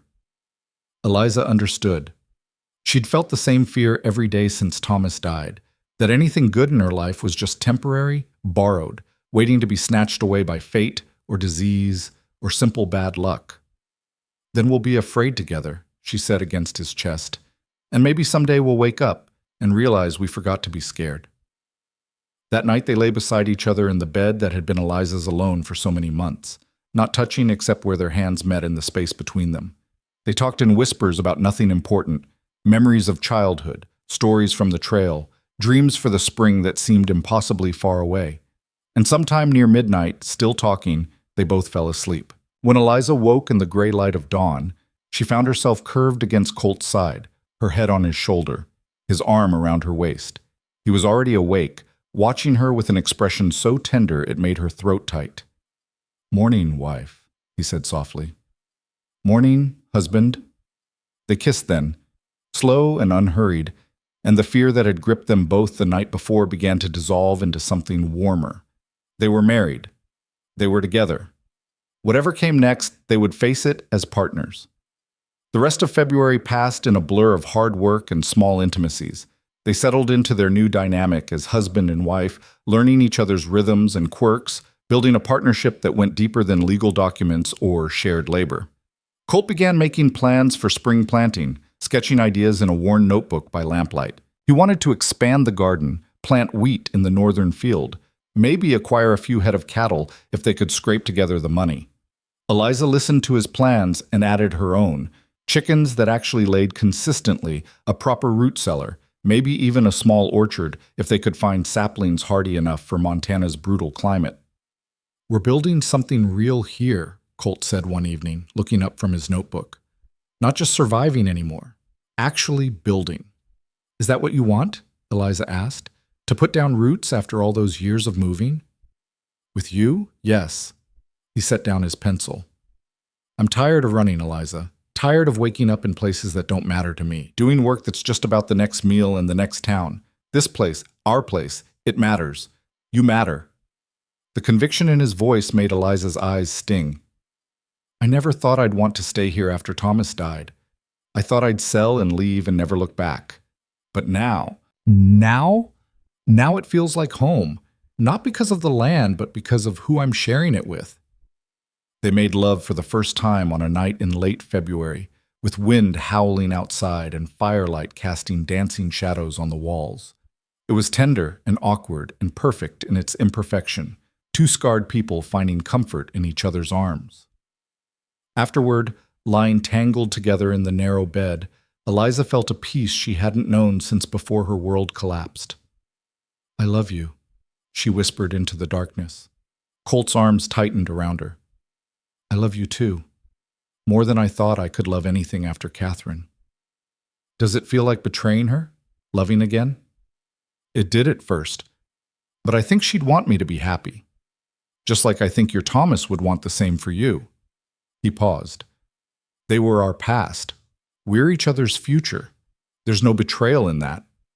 Eliza hoped he was right. She whispered a silent apology to Thomas anyway, asking his forgiveness for moving on, for finding joy in the arms of another man. Then she let herself sink into sleep, safe and warm and loved. March arrived with the first hints that winter might eventually release its grip. The days grew imperceptibly longer. The savage cold backed off to merely bitter. One morning, Eliza saw a bird, the first in months, perched on the fence post, its song shocking after so much silence. "Spring's coming," Colt said, standing beside her at the window. "Another month, maybe 6 weeks, and we can start working the land." But before spring could fully arrive, they had to face the consequences of their winter marriage. The knock on the door came on a Tuesday afternoon, sharp and aggressive. Eliza and Colt exchanged glances. Visitors were rare this time of year, and unexpected knocks usually meant trouble. Colt opened the door to find Harlon Briggs standing in the yard, flanked by 2 men Eliza didn't recognize. One wore a territorial marshal's badge. The other carried a leather satchel that screamed lawyer. "Mr. Maddox," Briggs said, his smile not reaching his eyes. "Or should I say Mr. Hartwell? I heard you've taken to using your wife's late husband's name. How unconventional." "I use my own name," Colt said evenly. "State your business, Briggs." "This is Marshal Wade and Attorney James Keller. We're here on official territorial business regarding the homestead claim." Eliza moved to stand beside Colt in the doorway. "What about the homestead claim?" The lawyer stepped forward, pulling papers from his satchel. "Mrs. Hartwell, or should I say Mrs. Maddox, Mr. Briggs has filed a complaint alleging that the homestead requirements have not been met, and that the claim should be transferred to him as the nearest qualified neighbor willing to properly work the land." "That's absurd," Eliza said. "We've been working this land constantly. The claim is valid." "According to territorial law," Keller continued in a bored voice, "a homestead claim requires continuous residence and improvement of the land by the original claimant or their legal heir. Your late husband was the claimant. You are not his heir in the legal sense. You're his widow, and the improvements made to this property were done by Mr. Maddox here, not by you or your late husband." Colt's hand found Eliza's, squeezing gently. "My wife and I have been working this land together. As a married couple, our labor is joint. The improvements are legally hers as much as mine." "Ah, yes. Your marriage." Briggs's smile widened. "That's an interesting topic. When exactly did this marriage take place?" "February 1st, Eliza said. "In Helena. We have the certificate." "I'd like to see it," Marshal Wade said. He looked uncomfortable with the whole situation, but determined to do his job. Eliza retrieved the marriage certificate from the tin box where she kept important papers.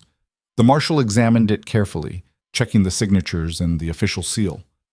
"Appears legitimate," he said finally, handing it back. "Of course it's legitimate," Briggs snapped. "That's not the point. The point is that Mrs. Hartwell entered into this marriage purely to circumvent the homestead laws. It's a sham marriage designed to maintain her claim on land she can't properly work." "That's a lie," Eliza said, her voice sharp. "I married Colt because I love him. The timing has nothing to do with your attempt to steal my land." "Can you prove that?" the lawyer asked. "Can you prove this marriage is based on genuine affection and not legal convenience?" The question hung in the air, ugly and invasive. How did anyone prove love? How could something as private and personal as their relationship be reduced to legal evidence? I don't have to prove anything, Eliza said. We're married. That's all the law requires. Actually, Keller said smugly, territorial law allows for the annulment of fraudulent marriages entered into for the purpose of circumventing property laws.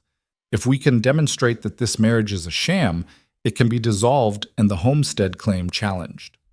You can't be serious, Colt said, his voice dangerous. You're going to stand there and tell us our marriage isn't real because some greedy rancher wants our land? I'm telling you that Mr. Briggs has grounds for a complaint, the lawyer replied. This will need to be settled by a territorial judge. In the meantime, Marshal Wade is authorized to place a hold on any property transfers or improvements until the matter is resolved. We're not transferring anything, Eliza said, and we'll continue improving our land as we see fit. Marshal Wade shifted uncomfortably. Ma'am, I'd advise you to comply with the order. If the judge rules against you and you've made substantial changes to the property, you could be liable for restitution. This is extortion, Colt said flatly. This is the law, Briggs replied. You should have thought about that before you entered into your convenient little arrangement. He turned to leave, then paused. Oh, and Mrs. Maddox, the hearing is scheduled for April 15th in Helena. I suggest you find yourself a good lawyer. You're going to need one. They watched the three men ride away, Briggs looking satisfied, the marshal looking uncomfortable, and the lawyer looking bored. When they were out of sight, Eliza's legs gave out, and she sank into a chair. He's actually doing it, she whispered. He's trying to take everything. Colt knelt beside her chair, taking her hands. He's not going to win. We won't let him. How do we fight this? We don't have money for a lawyer. We barely have money for supplies. Then we defend ourselves. We go to Helena, we stand before that judge, and we tell the truth. That we're married because we love each other. That this land is ours by right and by work. That Briggs is a bully trying to use the law to steal what he couldn't intimidate us into giving him. Will that be enough? Colt's expression was grim. It has to be. The next 6 weeks were among the hardest of Eliza's life. They continued working the homestead, preparing for spring planting even though they didn't know if they'd be allowed to keep the land. They lived under a cloud of uncertainty, every task weighted with the knowledge that it might all be for nothing. But they also grew closer. Adversity stripped away pretense and forced them to rely on each other completely. They talked late into the night about their fears, their hopes, their past mistakes and future dreams. They made love with desperate intensity, as if they could somehow ward off disaster through the strength of their connection. And slowly, a plan began to form. We need witnesses, Colt said one evening in late March. People who can testify that our marriage is genuine, that we're a real couple, not some legal fiction. Who would do that? Everyone in Redemption either hates me or is afraid of Briggs. Not everyone. Colt pulled out a piece of paper and began writing names. Vernon Morrison might be a gossip, but he's also a businessman. He knows we pay our bills. His wife Clara might have been awful to you, but Vernon himself has always been fair. That's one person. Maybe. Ruth at the boarding house in Helena. She saw us when we arrived to get married. She remarked on how we looked at each other. A boarding house proprietor we met once? She's a witness to our state of mind. That matters. Colt continued writing. And there's Samuel Chen, the blacksmith. I've done work for him, and you've bought supplies from him. He knows we're a working partnership. Eliza felt a flicker of hope. Do you think it'll be enough? I think we tell our story the best way we know how, and we trust that the truth matters more than Briggs's money and influence. And if it doesn't? Colt set down his pencil and looked at her directly. If we lose, we'll leave. We'll start over somewhere else. Montana's a big territory, and there are other places we can build a life. You'd do that? Give up everything we've worked for here? Eliza, this land is just dirt and grass. You're what matters to me. Wherever you are is where I want to be. If that means walking away from this place to keep you safe from Briggs's vindictiveness, then that's what we'll do. Tears spilled down Eliza's cheeks. I don't want to lose this place. It's not just Thomas's dream anymore. It's ours. I know, and we're going to fight like hell to keep it. But if the worst happens, I need you to know that losing the land doesn't mean losing everything. We'll still have each other. She kissed him then, tasting salt from her own tears, and tried to believe that would be enough. April arrived with mud and the first green shoots pushing through thawed earth. The world was waking up after its long winter sleep, full of possibility and renewal. But Eliza and Colt barely noticed the changing season. They were too focused on the approaching hearing, on marshaling their arguments and their courage for the fight ahead. The night before they were scheduled to leave for Helena, Eliza couldn't sleep. She lay in bed watching shadows play across the ceiling while Colt breathed evenly beside her, already asleep. Her mind raced through everything that could go wrong, every argument Briggs's lawyer might make, every way the judge might rule against them. She must have made some sound of distress because Colt's arm suddenly tightened around her waist. "Can't sleep?" he murmured. "Too much thinking." "Want to talk about it?" Eliza turned to face him in the darkness. "What if we lose? What if the judge decides our marriage is fraudulent and gives the land to Briggs? What then? Then we leave Montana, head west to Oregon maybe, or north to Canada, start fresh." "Just like that? Give up everything?" "Eliza, I've been thinking about this a lot. This land, yes, it's important. Yes, we've put work into it, but it's also tied to your grief over Thomas, to his dreams, his plans. Maybe losing it wouldn't be the worst thing that could happen." The suggestion shocked her. "How can you say that?" "Because I want you to have something that's ours, not yours and Thomas's. A place where every fence post doesn't remind you of the husband you lost. Where we can build from nothing together instead of trying to salvage someone else's dream." Eliza had never thought of it that way. She'd been so focused on keeping the homestead that she hadn't considered whether keeping it was actually what she wanted or whether she was just holding on to it out of stubbornness and guilt. "I don't know if I'm ready to let go," she admitted. "Then we'll fight to keep it. But I needed you to know that either way, whether we win or lose tomorrow, we're going to be all right, because we have each other, and that's the only thing that really matters." Eliza kissed him softly. "When did you become so wise?" "When I fell in love with a stubborn widow who taught me that running from the past doesn't heal it. Only facing the future does." They made love slowly and tenderly, reaffirming their commitment to each other regardless of what the morning would bring. And afterward, wrapped in each other's arms, Eliza finally fell asleep. The journey to Helena took 3 days. The roads were muddy and slow, but at least they weren't life-threatening like in February. They arrived the day before the hearing and took rooms at Ruth's boarding house again. Ruth greeted them warmly. "Back so soon?" And looking considerably less frozen this time. "We're here for a legal hearing," Eliza explained. "There's a challenge to our homestead claim." Ruth's expression darkened. "Let me guess. Some neighbor who thinks a woman shouldn't be holding land? Essentially. Well, if you need someone to testify that you two are genuinely in love, you just let me know. I've been running this boarding house for 20 years, and I can spot a real marriage from a fake one. You two are the real thing." Eliza felt tears prick her eyes at the unexpected support. "Thank you. That means more than you know." That evening, they met with Vernon Morrison, who'd agreed to travel to Helena to testify. He was stiff and formal, clearly uncomfortable with the whole situation, but he'd come. "I'm not doing this because I approve of how you two conducted yourselves," he said bluntly. "The gossip you caused was bad for business. But I also don't approve of Harlon Briggs using the law to bully people off their land. So I'll tell the judge what I know, that you've always paid your bills, that you work hard, and that you seem genuinely attached to each other. What he does with that information is his business." "We appreciate it, Mr. Morrison," Colt said. "Truly."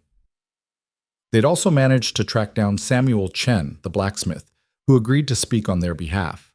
Between the 4 witnesses and their own testimony, they had something resembling a defense. The hearing was scheduled for 10 o'clock in the morning at the territorial courthouse. Eliza dressed in her best dress, the same one she'd worn to Thomas's funeral, and tried to calm her racing heart. Colt wore his cleanest shirt and his only tie, looking uncomfortable but determined. They arrived early to find Harlon Briggs already there with his lawyer and 3 witnesses of his own, neighbors who'd signed affidavits claiming Eliza had been living in sin with Colt before the marriage, that the union was clearly a sham designed to circumvent the law. The judge was a severe-looking man named Thornton, with gray hair and eyes that missed nothing. He called the hearing to order promptly at 10 and got straight to business. This court is convened to hear the complaint of Harlon Briggs regarding homestead claim number 4782, currently held by Eliza Hartwell Maddox. Mr. Keller, present your case. Briggs's lawyer stood and launched into a well-rehearsed argument. He painted Eliza as a desperate widow who'd entered into a fraudulent marriage to maintain control of land she couldn't possibly work alone. He called his witnesses, who testified about seeing Colt living at the homestead for months before the marriage, about the gossip and scandal, about how improper the whole situation was. It was devastating and effective. By the time Keller finished, Eliza felt sick. They made it sound so sordid, so calculated. Then it was their turn. Colt stood to speak first, and his voice was steady and clear. Your Honor, I met Eliza Hartwell last November when I was passing through the territory. She was struggling to survive alone after her husband's death, and I offered to help with repairs in exchange for meals. That arrangement grew into friendship, then into something deeper. I fell in love with her, not with her land, not with any legal claim, but with her. The woman who faced down Montana winter with nothing but stubbornness and courage, who learned to shoot and chop wood and fix fences because survival demanded it, who showed me that a life spent running from pain isn't really living at all. He turned to look at Eliza, and the love in his eyes was so clear that several people in the courtroom shifted uncomfortably. We married in February because we wanted to be together and because the gossip was threatening her reputation, not to circumvent any law, but to protect what we were building. If the court wants to call that fraudulent, I can't stop you. But I can tell you that I love my wife, that our marriage is real, and that we've done nothing wrong except try to survive and build a life in this hard country. Then Eliza stood. Her hands shook, but her voice didn't. Your Honor, I lost my first husband to disease. It nearly destroyed me. I thought I'd never love again, never feel anything but grief and loneliness. Then Colt Maddox rode into my life and showed me that broken things can still be useful, that scarred hearts can still love. He taught me to survive. I taught him to stop running. Together we're building something neither of us could build alone. She pulled out the wooden rose Colt had carved for her at Christmas and held it up. This is what my husband made for me because he wanted me to have something beautiful. Does that sound like a man in a fraudulent marriage? Like someone trying to steal land? She set the rose on the judge's bench and met his eyes directly. I'm asking you to see past the gossip and the accusations to what's actually true. My marriage is real. My claim on that land is legitimate, and Harlon Briggs is trying to use the law to take what he couldn't bully or buy. Please don't let him succeed. The courtroom was silent when she finished. Judge Thornton picked up the wooden rose and examined it carefully, turning it over in his weathered hands. Then he looked at Briggs. Mr. Briggs, you've made serious accusations here, but I'm struggling to see evidence of fraud beyond the fact that this marriage was convenient timing. Convenience doesn't equal fraud. Briggs stood, his face red. Your Honor, these two were living together unmarried for months. That alone should what?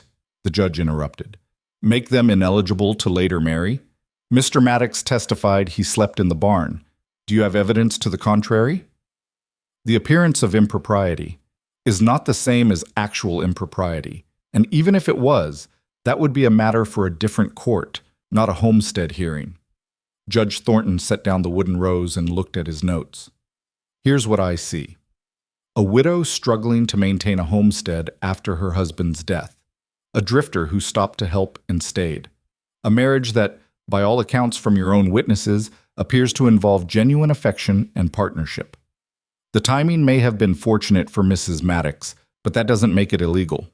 He shuffled his papers and looked directly at Briggs. Mr. Briggs, I'm denying your complaint. The homestead claim remains with Mr. and Mrs. Maddox. This hearing is concluded. The gavel came down with a sharp crack that echoed through the courtroom. Eliza's knees went weak with relief. Colt's arm came around her waist, holding her up. They'd won.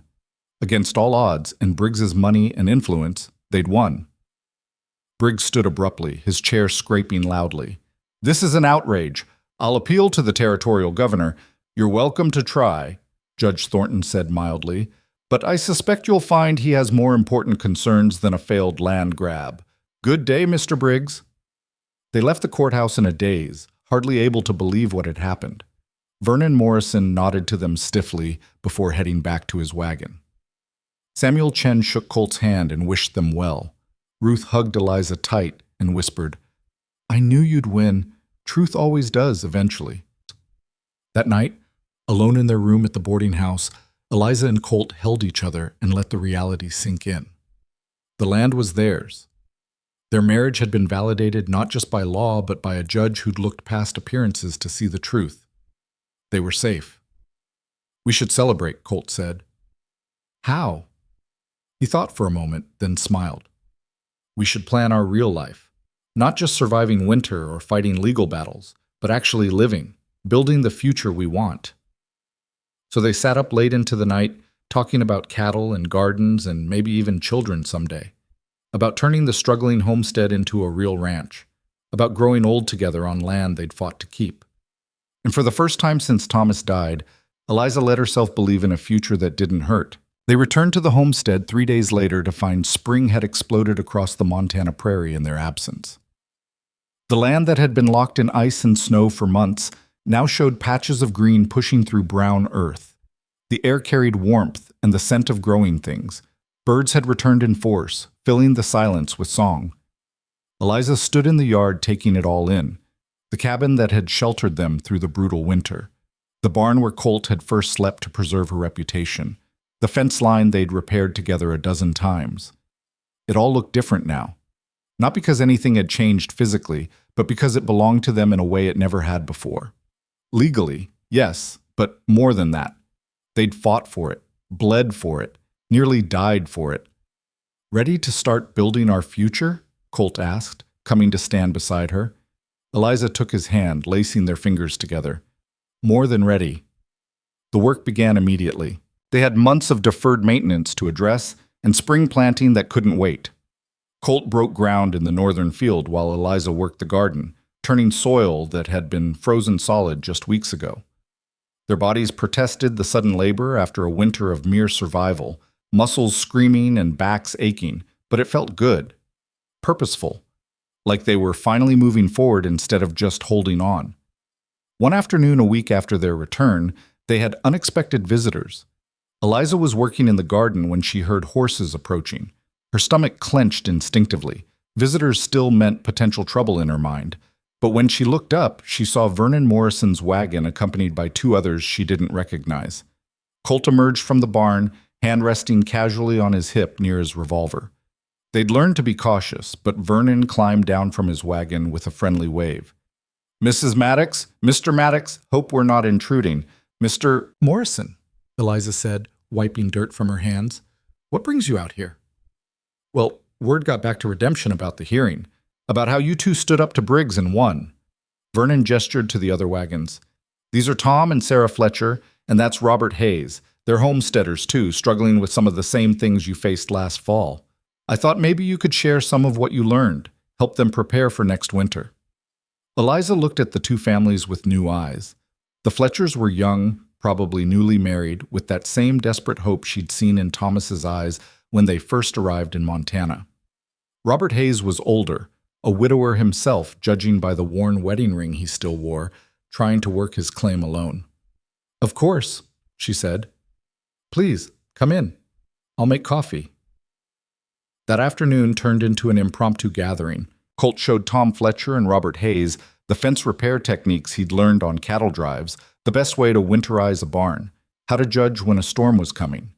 Eliza taught Sarah Fletcher how to shoot properly, how to preserve food, how to make hard choices about what to save and what to sacrifice when supplies ran low. "I don't know how you survived alone as long as you did," Sarah said quietly as they worked in the garden together. "I have Tom, and I'm still terrified half the time." "I was terrified all the time," Eliza admitted, "but I learned that fear doesn't have to stop you. You just have to be more stubborn than you are scared."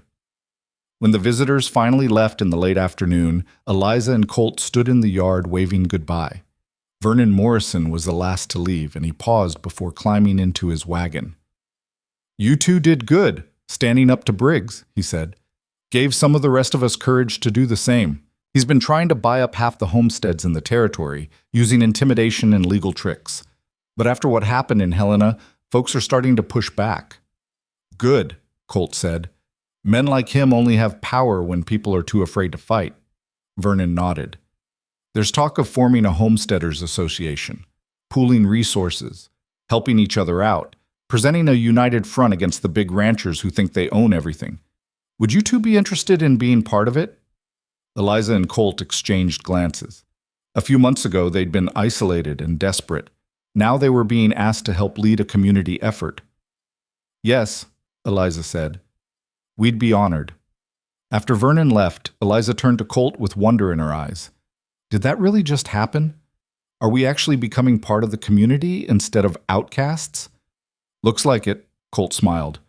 Turns out winning a legal battle against the territory's biggest bully earns you some respect. Or maybe people just like an underdog story.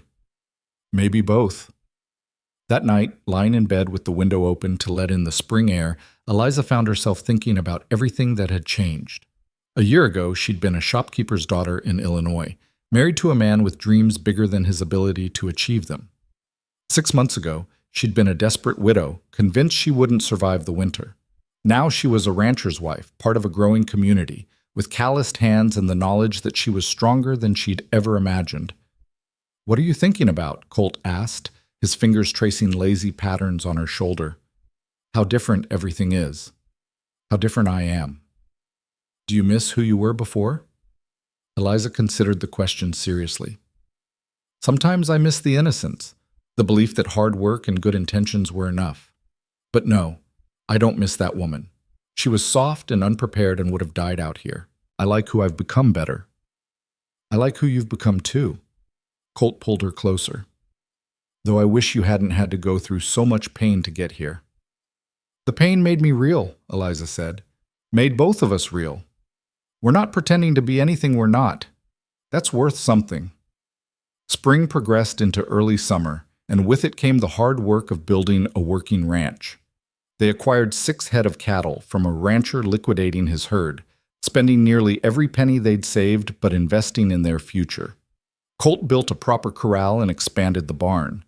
Eliza's garden flourished under her careful attention, rows of vegetables that would feed them through the next winter. The Homesteaders Association took shape, meeting monthly in redemption to share knowledge and resources.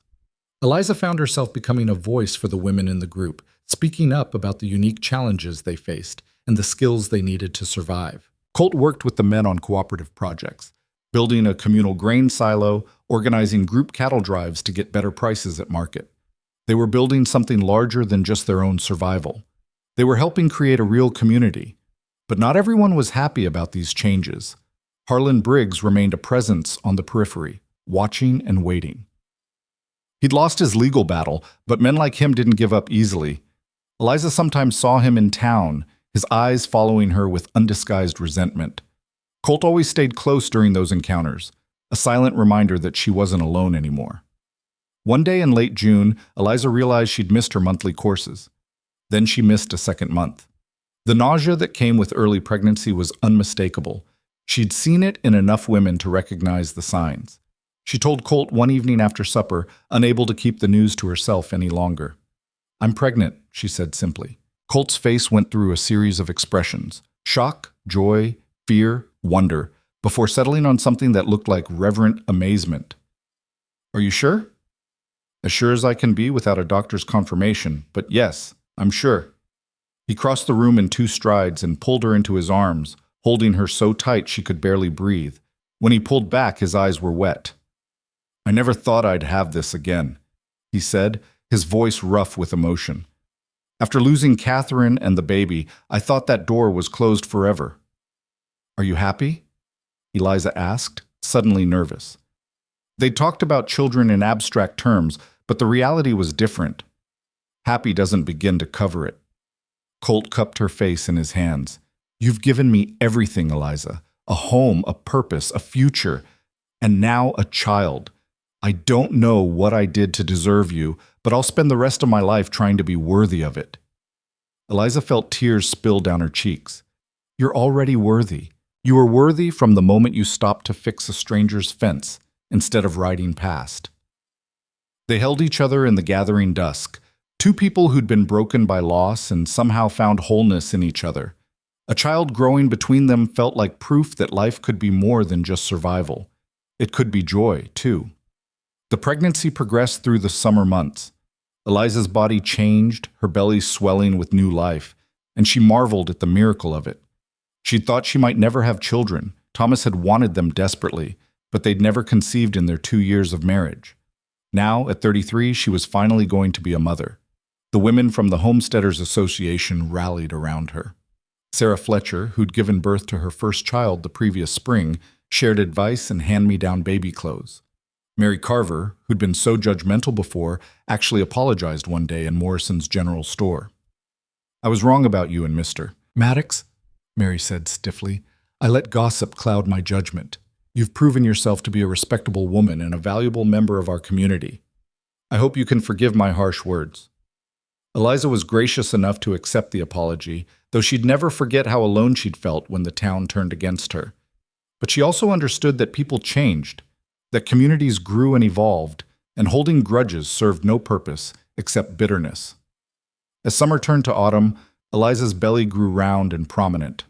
Colt treated her like precious glass, constantly worrying that she was working too hard, lifting too much, doing too many chores. "I'm pregnant, not dying," she told him one afternoon when he tried to take a basket of laundry from her hands. "Women have been doing this since the beginning of time. Not my woman, not carrying my child." But he said it with such tender concern that Eliza couldn't be annoyed. The baby came on a crisp October morning, earlier than expected, but not dangerously so. Sarah Fletcher served as midwife, having learned from her own mother who'd delivered half the babies in their hometown in Kansas. The labor was long and difficult, and there were moments when Eliza understood how Catherine had died. Childbirth was dangerous even in the best circumstances, and the frontier offered none of those. But she was stronger than Catherine had been, or maybe just luckier. After 16 hours of labor that left her exhausted and wrung out, Eliza finally heard the sound she'd been waiting for. A baby's first cry, angry and alive. "It's a girl," Sarah announced, placing the squirming infant on Eliza's chest. A beautiful, healthy girl. Eliza looked down at her daughter, red-faced and furious at being pulled from the warm darkness into the cold world, and felt her heart crack open in a way it never had before. This tiny person was hers, part of her and part of Colt, a living symbol of everything they'd built together. Colt was allowed in moments later. He'd spent the labor pacing outside, pale with worry and helpless fear. But when he saw Eliza holding their daughter, his face transformed. "She's perfect," he whispered, sinking down beside the bed. "You're perfect. I don't know what to say." "Say hello to your daughter." Colt reached out with one calloused finger and stroked the baby's tiny hand. She immediately grabbed his finger and held on with surprising strength. He laughed, a sound of pure joy that Eliza had never heard from him before. "Hello, little one," he said softly. "Welcome to the world. I promise to do my best by you." They named her Rose, after the wooden flower Colt had carved, and after new beginnings. Rose Maddox entered the world on October 12, 1883, the daughter of a widow and a drifter who'd found each other in the wilderness. The first year of Rose's life passed in a blur of sleepless nights and overwhelming love. Eliza discovered reserves of strength she hadn't known existed, caring for an infant while still maintaining the ranch. Colt proved to be a devoted father, walking the floor with Rose when she cried at night, changing diapers without complaint, singing trail songs to soothe her to sleep. The homestead continued to grow and thrive. Their cattle herd expanded. The garden produced more than they could eat, allowing them to sell surplus at market. They even hired a ranch hand, a young man named James who reminded Colt of himself at 20, rootless and searching for purpose. The Homesteaders Association flourished, creating networks of mutual support that helped everyone survive and prosper. Harlon Briggs's influence waned as more and more settlers stood together against his bullying tactics. He eventually sold his ranch and moved to Wyoming, bitter but defeated. One evening in late summer when Rose was nearly a year old, Eliza stood in front of the mirror in their bedroom, studying her reflection. Her body showed the marks of pregnancy and childbirth. Her face had lines that hadn't been there 2 years ago. Her hands were permanently roughened from work, her skin weathered by sun and wind. "I'm not young anymore," she said aloud. "Not beautiful, not soft." Colt appeared in the mirror behind her, Rose sleeping against his shoulder. He looked at Eliza's reflection with such love it took her breath away. "What do you see when you look at yourself?" he asked quietly. "I see someone who's been used hard by life. Someone who looks older than her years." "That's not what I see." Colt shifted Rose to one arm and placed his free hand on Eliza's shoulder, both of them reflected in the glass. "I see a woman strong enough to survive the Montana wilderness, brave enough to love again after losing everything, kind enough to help build a community instead of just protecting herself, beautiful enough to change a lonely cowboy's life and give him a daughter who'll probably wrap him around her little finger before she can even walk." He turned her to face him directly. "You survived things that would have broken most people, Eliza. You became someone real and tested and true. That's the most beautiful thing in the world." Eliza felt tears on her cheeks. "How do you always know what to say?" "I don't. I just tell you what I see." He kissed her forehead gently, careful not to wake the baby. "And I see a woman who's more than beautiful enough for me, who'll always be more than beautiful enough." Eliza looked back at the mirror, at the three of them reflected there. Husband, wife, and daughter. A family built from loss and loneliness and the simple act of two broken people choosing each other. Maybe Colt was right. Maybe she was looking at herself through the wrong eyes. She saw the lines around her eyes differently now. Not signs of aging, but proof of laughter and tears earned through living fully. The calluses on her hands weren't disfigurement, but evidence of honest work. The changes in her body weren't deterioration, but transformation into someone capable of surviving impossible things. "I'm starting to see what you see," she said softly. "Not all the way yet, but I'm getting there. Take your time. I'll keep telling you until you believe it." That winter was easier than the previous one, though still harsh, but they faced it together, prepared and confident. Rose grew into a bright, curious toddler who explored every corner of the homestead under watchful eyes. The ranch prospered. The community grew stronger. One afternoon in early spring, Eliza and Colt stood on the rise behind their cabin, looking out over land that was finally, truly theirs. The cattle grazed peacefully in the pasture. The garden plot waited for planting. The cabin chimney sent up a steady stream of smoke. Rose napped inside, watched over by James. "Do you ever think about what would have happened if you'd just ridden past that day?" Eliza asked. "If you hadn't stopped to help a struggling widow?" "All the time," Colt admitted. "I'd probably be in Canada somewhere, working someone else's ranch, still running from ghosts, still alone. And I'd probably be dead, or back east somewhere, working in my father's shop again, hollow and broken.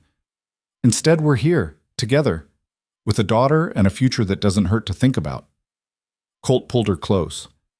"I used to think happiness was something that happened to other people, that I'd used up my share when I had Catherine.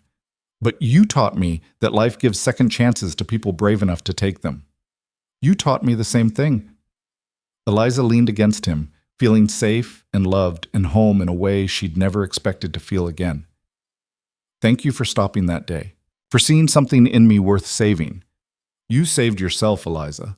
I just helped a little. We saved each other," she corrected, "and we'll keep saving each other every day for the rest of our lives." They stood like that for a long time, two people who'd found each other in the wilderness and built something lasting from the wreckage of their pasts. The Montana wind sang across the prairie, carrying the scent of sage and new grass and possibility. And on the wide frontier that had once felt empty and unforgiving, Eliza finally understood what Colt had been trying to tell her all along. She was strong, she was capable, she was worthy of love and happiness, and a future bright with promise. And she was more than beautiful enough, not in spite of everything she had survived, but because of it. The scars she carried, both visible and invisible, were proof that she'd lived and fought and refused to break. They were medals earned in the war of survival, and she wore them with pride now instead of shame. Years later, when Rose was old enough to understand, Eliza would tell her daughter the story of how a lonely widow and a wandering cowboy found each other on the frozen Montana prairie. She'd tell her about the struggles and the victories, the fear and the courage, the way two broken people fit together to make something whole. But for now, in this perfect moment on the rise overlooking their land, Eliza simply stood in her husband's arms and let herself be happy. Completely, unreservedly happy, without guilt or fear or the nagging belief that it couldn't last. because she'd learned something crucial in the crucible of frontier survival. Happiness, like survival itself, wasn't something that just happened to you. It was something you chose every single day in 1,000 small ways. It was choosing to see strength instead of weakness, beauty instead of damage, possibility instead of limitation. And as the spring sun warmed her face and Colt's heartbeat steady against her back and their daughter sleeping peacefully in the cabin below, Eliza made that choice. She chose happiness. She chose love. She chose to believe in the future they were building together. On the wide Montana frontier, where the land stretched endless in all directions and the sky seemed close enough to touch, Eliza Maddox stood with her husband and finally truly believed she was exactly where she belonged. Beautiful enough, strong enough, worthy enough, more than enough. Finally, blessedly enough.